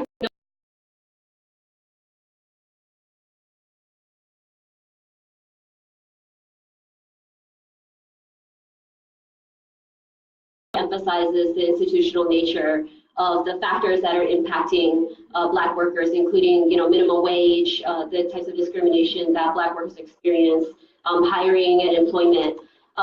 When we think about the restaurant industry, I work with the Restaurant Opportunity Center. We're a local worker center that's part of a larger national network that organizes restaurant workers across the country. And in our analysis of the restaurant industry, we can't talk about the restaurant industry without talking about racism and anti-Blackness. And in fact, the restaurant industry has lobbied for years nationally to keep sub-minimum wage for tipped workers at a federal rate of $2.13, forcing workers to live off of tips. And in fact, that system grew out of slavery when newly emancipated slaves were hired in the restaurant industry, but the restaurant industry only agreed to hire them if they were willing to work only off of tips. And so we see that within the restaurant industry, the lobby group of the restaurant industry, the National Restaurant Association, has worked extremely hard and spent millions and millions of dollars to keep wages down. And so it's no accident that workers are suffering under low wages. Now, when we look at specifically discrimination against Black workers, that's also pronounced in how employers are treating workers in hiring and promotions processes, right? So in the restaurant industry, where we have over 12 million workers worldwide, nationwide, and it's $1 billion industry, there's a lot of opportunity there. But the fact is that it relies on a lot of informal networks to be able to get hired and to be able to get promoted to some of the highest paying jobs where you can actually earn a living wage. But the fact that employers, routinely screen out Black applicants and only place them in the most low paying jobs, for example, jobs that you're not able to earn tips, you're not able to make a higher living, is absolutely clear in the work that we've done and some of the research that we've done. In 2015, we released a study that examined some of these patterns that we were seeing that members were reporting to us. And we actually interviewed a number of employers and said, how do you rate the diversity in your restaurants? And they'd be like, oh, it's great. There's a lot of diversity. But when we would actually ask them for numbers, either they didn't want to report the numbers because they were so bad when you looked at them, or when they reported them, it was very obvious that Black workers were concentrated in lower paid positions. And so when I look at this report, what's really outstanding is that it really calls for policy recommendations around, examining, employers, demographics within the restaurants, and creating a more enforcement mechanism so that workers aren't left on their own to, figure out how can I hold my employer accountable, but rather there's clear statistics and there's clear support from government agencies to be able to back workers up. Thank you.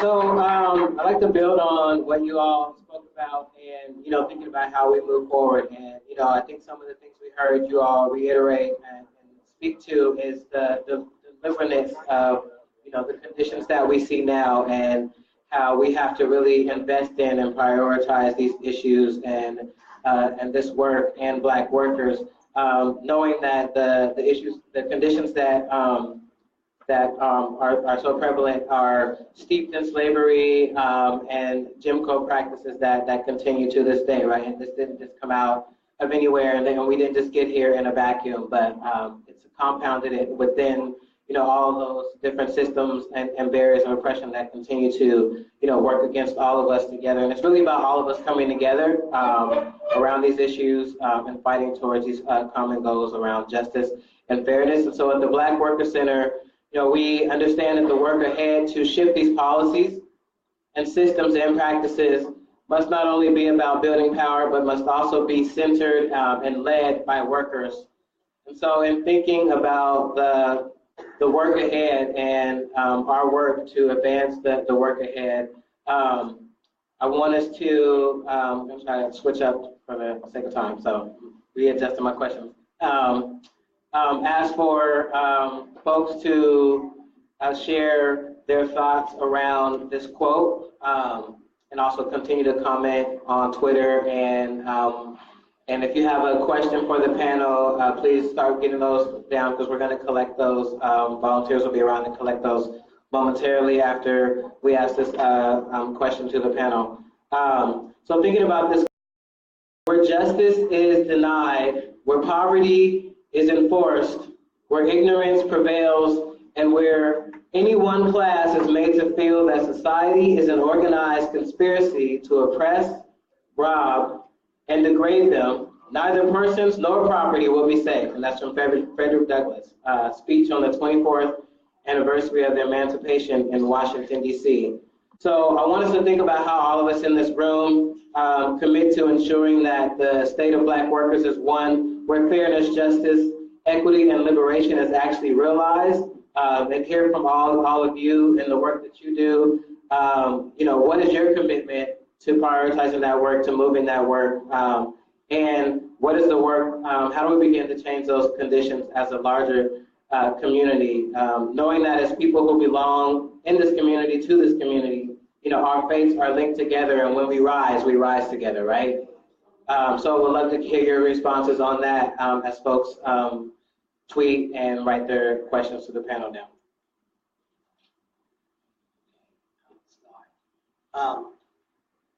What I feel and what we do from my union, SEIU 721, we're going to have a workshop on April 29th about how do you clean your record. What happens is a lot of our young people don't know when they get cases as young, they can have those sealed. And they're not aware of that because it goes with them when they go to a job. We're fighting about that box that you have to check, because when you check that box on the application, you know you can get an interview. And one of the things that we're doing is we're educating them. We're having a workshop on the 29th at our local from 10 to 12 during the day. We're inviting the community, our leaders, our members, anyone and everyone is invited to learn how to seal your record, how to get the information where it won't follow you as you go to a job, will help you. The other thing that we're doing is we're doing job fairs. We're trying to make sure we bring the jobs to the community. Our next job fair, by the grace of God, is in Watts. And what we want to do is just bring everybody together. We provide them with how to do their resume. We dress them. We teach them how to interview, and then we get commitments from the employer that they're going to hire people that day and work with them. And what we do is we go back and follow up on the people that have got hired. One of the issues that we do have in our society is we don't follow through. We get started on something and we don't follow through. We have to follow through on anything that we do that deal with families and their livelihood. When we make a commitment out there, we have to follow through, and that's a bad thing that we're not doing. We're not following through and making sure that people are getting the jobs, they're working good, and that they're not being discriminated against or things are happening to them on the job. We should have an avenue where they can contact people, even if they don't have a union, to talk about what their issues are, and we can help them. We, the ones that are out here that knows this information, to assist them, and they feel that they're alone. And that's one of the commitments that we make at our local to do. Thank you.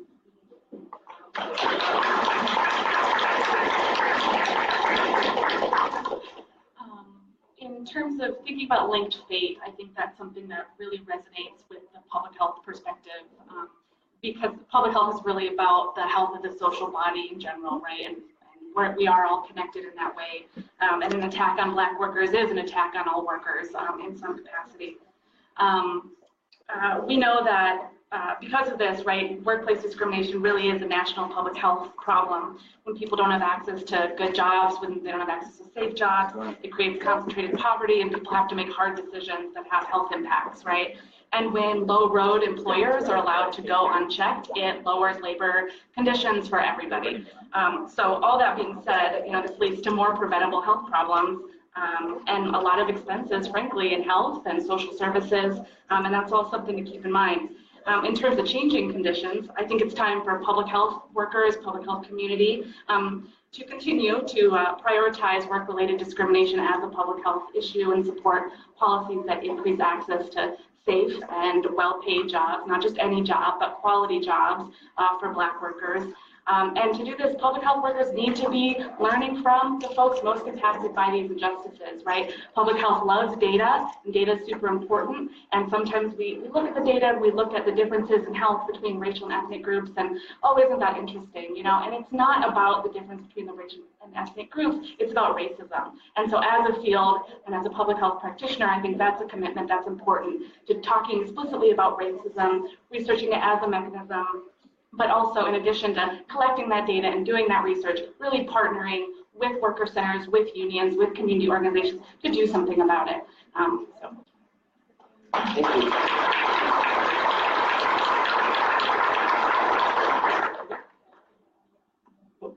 Going back to what I said earlier, it's really our commitment at the department to increase outreach, increase education, increase training. You know, I really want to be proactive about preventing discrimination before it starts, not just receiving complaints of discrimination after it happens. That means going to businesses, going to nonprofits, going to individuals, advising people about their rights.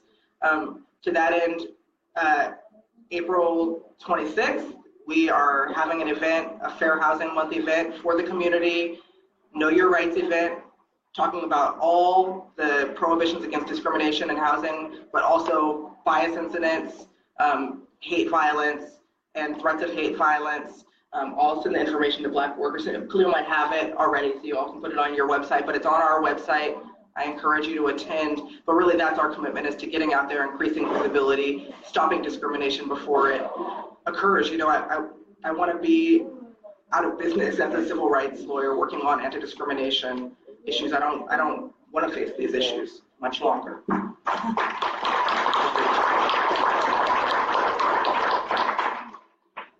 So I just want to lift up that when we began as Black Lives Matter, one of our first partners was the LA Black Workers Center, right?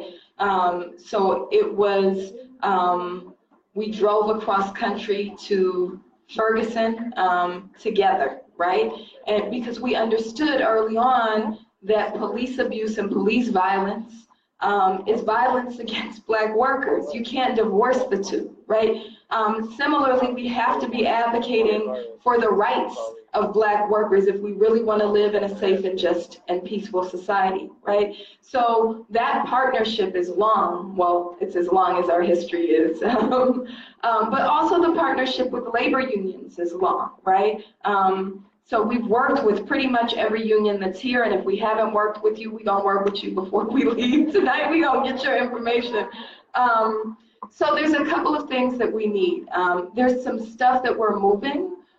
There's orange flyers in the back of the room. Waukesha Wilson, as many of you all know, was killed in an LAPD Metro Detention Center almost a year ago, March 27th of last year. Her mother was a home care worker, right, was at 2015, right?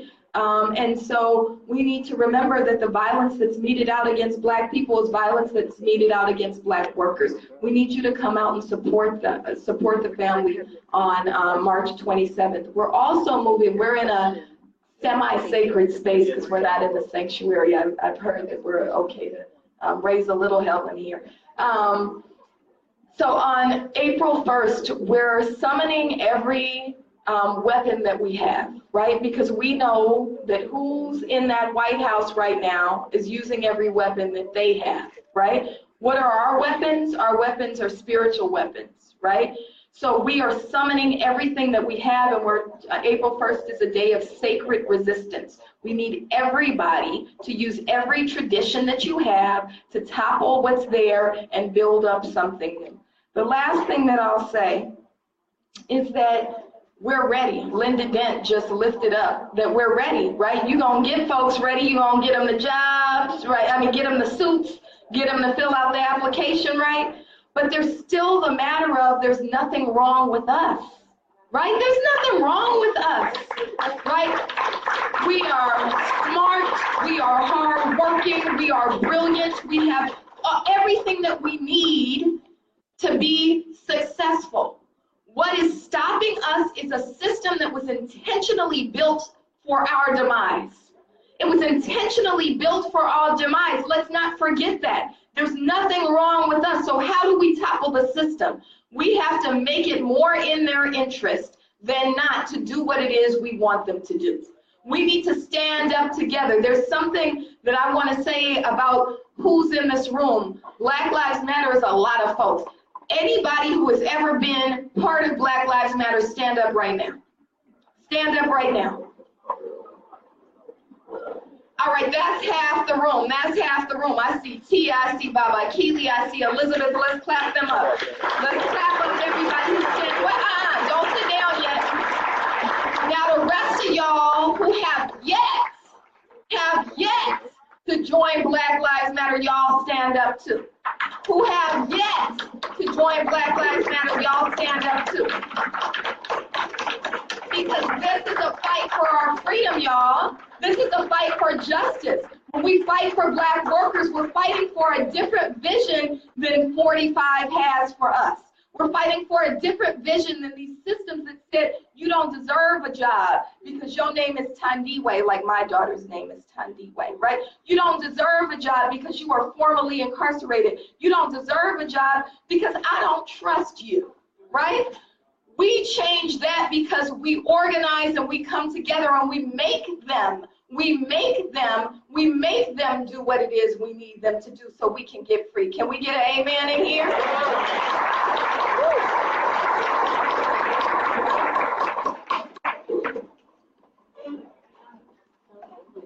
I'll just add a last point. For the communities that are non-Black, I think that one of the key issues that we need to deal with in order to move forward as a movement is dealing with anti-Blackness in our communities. Having tough conversations with our families, with our friends, with our coworkers, within our organizations that we work with, and across our movement so that we can build a real intersectional analysis around what it's going to take to move forward. I think one of the speakers mentioned earlier that, you know, it's not going to be one group by itself moving forward, but we need everybody together. And so how are we going to really address that anti-Blackness and be able to turn that into real solidarity so that we can have a strong movement to move forward? Because the fact is that we know our opposition is moving change, but they're moving us backwards, right? So what are we doing to organize ourselves within our own communities, in every community, because we are all going to be impacted by this together. So.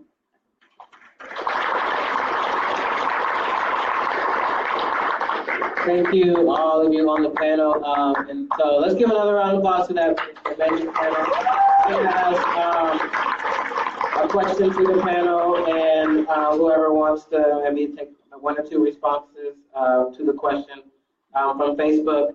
How can we get around the hiring practice requiring bilingual workers when the position does not require you to be bilingual? One is challenge. You have to challenge it. Find exactly what the job consists of. And then the application of what is the important thing. If it's not saying anything about bilingual, then don't let the people fool you. You question what they say to you. You go on an interview, they say, oh, by the way, do you speak Spanish? Well, the application can say, I need to speak Spanish. And then if you get discriminated against, I think it's someone up here that you call, right? I mean, right? You don't just take anything, you know, you don't just take what they say. You have a right to ask questions. If you have a union or you don't have a union, you have a right and you have a mouth, okay? And you ask the question. Because if it don't say bilingual on the application, then you are qualified for that job. And then, you know, like I say, you have someone here you can call, or you can call me. I'm gonna roll up there with you. Any other comment to that? And then one last question for the panel. Why are from Twitter, why are young people underrepresented in many of these conversations in this space as well? And I just want to lift up that in the report, one of the key findings that we do look at and talk about is the unemployment and underemployment of young people, those disparities with Black young folks around that issue. But I would love to hear a response from folks on that. I don't know. I know you guys don't want to say anything, but pull your pants up first. Pull up your pants, get your act together, you know, and then learn how to go to an interview and talk like you talk talking to somebody, not on the street, go off for an interview. That's the problem. I don't agree. Somebody else? Well, I'll say as somebody who works with young people every day, I think we have a lot of beautiful, brilliant, visionary young people. And I think there should absolutely be more space provided. I think on this panel, I didn't construct the panel, so I'm gonna blame you. But I think that we do absolutely have to give more space to young people to voice, you know, what it is they're experiencing, especially when we say, what is the term that's being used, disengagement, right? Not in school and don't have a job, not in school and don't have a job, right? So what does that mean? What does that encourage, and how are they targeted because of that, right? Because I'm sure that when you think about disengaged Black young folks, right, that's when we're talking about people like RJ, right? That's when we're talking about people like Carnell Snell, right? Disengaged young people who are not invested in by either a school system or a system of employment, and that's why we're doing this work, right? They're why we're doing this work. But they got to be a part of the work. Nothing without us, about us is for us, right? Yeah. Well, thank you so much. Give it up again to our amazing panel, our workers, the shifters, the stories, inspiring testimony with our community folks in the community, and our partners in the work and in the struggle. So give it up, big round of applause for everyone up here on stage right now.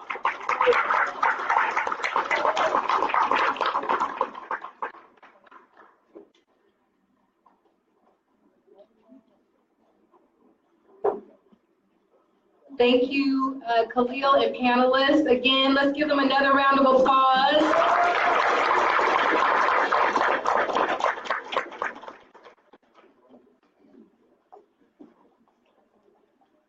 If it's not for all of us, it's for none of us. If it's not for all of us, it's for none of us. If it's not for all of us, it's for none of us.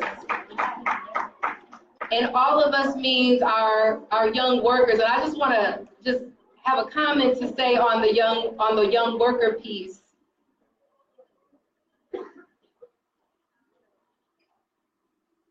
When the jobs have disappeared from your neighborhood, when there is no economic development plan that you can visually see where your family gets up, goes to work, gets a paycheck, has a lunch break, takes a vacation, is able to go to the teacher-parent conference because they have ability to take time off of work, is able to come home and meet you after school and prepare your dinner, and to be able to ensure that you have food, shelter, and clothing. That's when young workers will be able to get to a quality job, because there will be quality jobs in their communities that they see. There will be workers and role models that they will emulate, and there will be opportunities for them to be able to be the workers of the future that we know that they are. We cannot condemn young workers for the conditions that we have given to them. What this report is showing is that the policies and conditions that have been created by people, and as Melina said, people that did not have the benefit and the care of Black people, people of color in mind, when they created these policies, we cannot blame ourselves for these conditions. We can only fight them. We can only resist them. We can only stand up and push forward and get bachelor's degrees and diplomas and stand in, I wish you could see the lines when it's summer hiring. 3,000 jobs, Black youth wrapped around the corner trying to get an opportunity. What are we going to do? What are we going to do to demand that opportunity? What is our call to action to stand up and to defend young workers, to defend Black families, to defend Black people to be in this county? So as we talk about the statistics and we heard the response, we can't leave this room without the next plan of action. Can someone say action? Can someone say action? How do we come together, as we talked about on this panel, and as Melina pointed out, and to make demands, the basic civil rights and employment and protections against employment discrimination happen? How do we come together and demand that there are opportunities that allow us to be able to target and to address the underrepresentation of Black workers in industries that are growing all around them? This is going to require the work of all of us. And so I want to invite our member Brian McNeil and Elizabeth Burks, organizer from SEIU, USWW, to come and to talk about the work that we are all going to need to do together to make a difference in these numbers, to make a difference in the life of our communities. Elizabeth.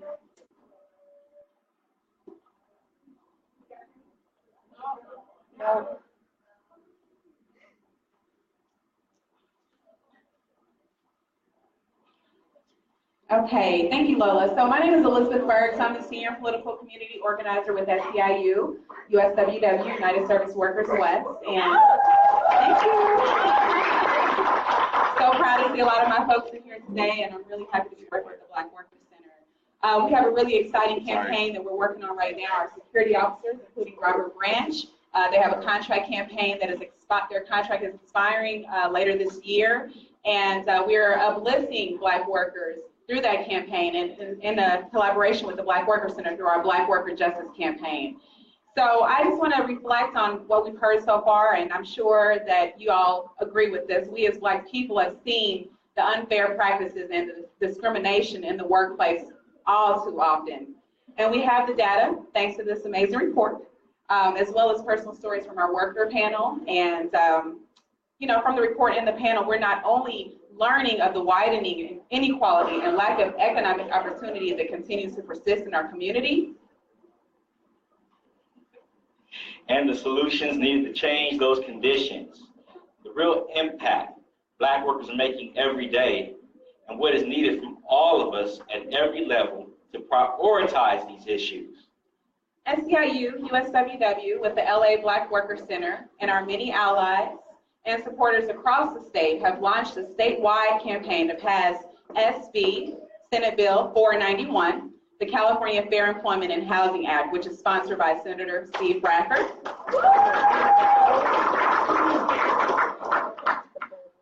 This bill provides clarity that enhances protections to Californians from discrimination.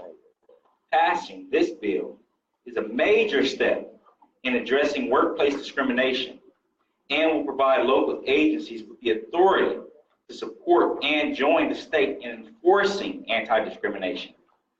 We know that discrimination at all levels continues to hurt families and workers every day, whether intentional or not. It is the impact that matters. Joining our Black Worker Justice campaign and passing SB 491, that's the opportunity to change that. And the Los Angeles Black Workers Center envisions a world where Black workers thrive in an equitable economy that sustains and builds vibrant families and communities. A vision we all should be fighting and working towards. So we need all of you to lift up your action cards. You should have them at your table. Lift up your action card and join us in saying, I will work to end workplace discrimination. I would work to end workplace discrimination. Weak. No. Why are we here? I will work to end workplace discrimination. Okay, are we in this together? Yeah. Healing Black futures is possible. It is necessary. And in this state we live in, where equitable justice and fairness can be more than ideals or values, it can become a reality by passing this bill. We get there together by doing the work together. It will take all of us working together to pass the California Fair Employment and Housing Act. So when we ask you, are you with us? We want to hear loud and proud. Are you with us? Yeah. Are you with us? Yeah. Thank you. And we know the work does not end here. Healing Black futures does not end with passing a state law. We must pass this Senate bill, then work to address city and county policies that empowers workers and prioritizes workers' rights, rights to access, rights to organize, and rights for self-determination. To heal Black futures, the work continues to promote fair hiring standards for contractors who do business in Los Angeles. Healing Black futures means equitable access to infrastructure projects for Black workers and other underrepresented populations. This is the work ahead. This is the work the Los Angeles Black Worker Center has been dedicated to. This is the work that we ask you all to join. And we know we must collectively invest in this work. We invest in the people, the causes, and the issues that we care about. So we ask, what do you care about? We ask you to invest in Black workers. Hold up your card. Hold up your cards one more time. There you go. Join us. Who will show a strong support for Black workers by becoming a member, sustainer, and making a meaningful contribution today. Woo! Say something. I want to hear it. Who's going to make a contribution today? Become a member. Trina will. Thank you. So who's going to join Trina? Who's going to join Trina? All right. Imagine the power we build here today if all of us pledge to support this work, not just tonight, but month after month, year after year. Who else will support Black workers today? Who else? He will. So being a monthly member means taking a stand, getting involved, and for only $5 a month, that's nearly $60 a year, you can join this work. So we ask that you please take one of the envelopes on the table, fill it out, and join us in this work. And who else will join us? Just raise your hand. Please raise your hand if you would join us. Mike Brown? Mike Brown's already a member. Let me see your cards in the air for those who have committed today to become a member of Black Worker Center. Okay, that's pretty good. That's pretty good. So I just want to thank all of you, each of you, for staying and showing tonight that this work is important, that we are not okay with the present, and we will work to heal Black futures. Now let's go win together. Yo. When we fight? When we fight?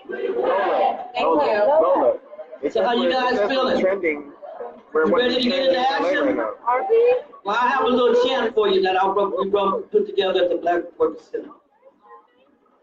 We won't stop till we get it, won't stop till we won't stop till. Can't hear you. Come on, you guys don't sound like you're gonna do it.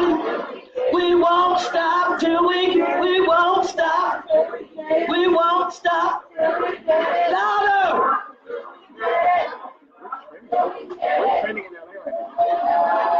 We're trending in LA right now. We won't stop. We won't stop. We won't stop. All right, we're going to get it.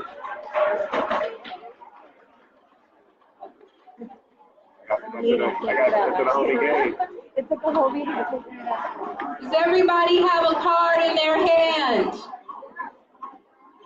Does everybody have a pen in their hand?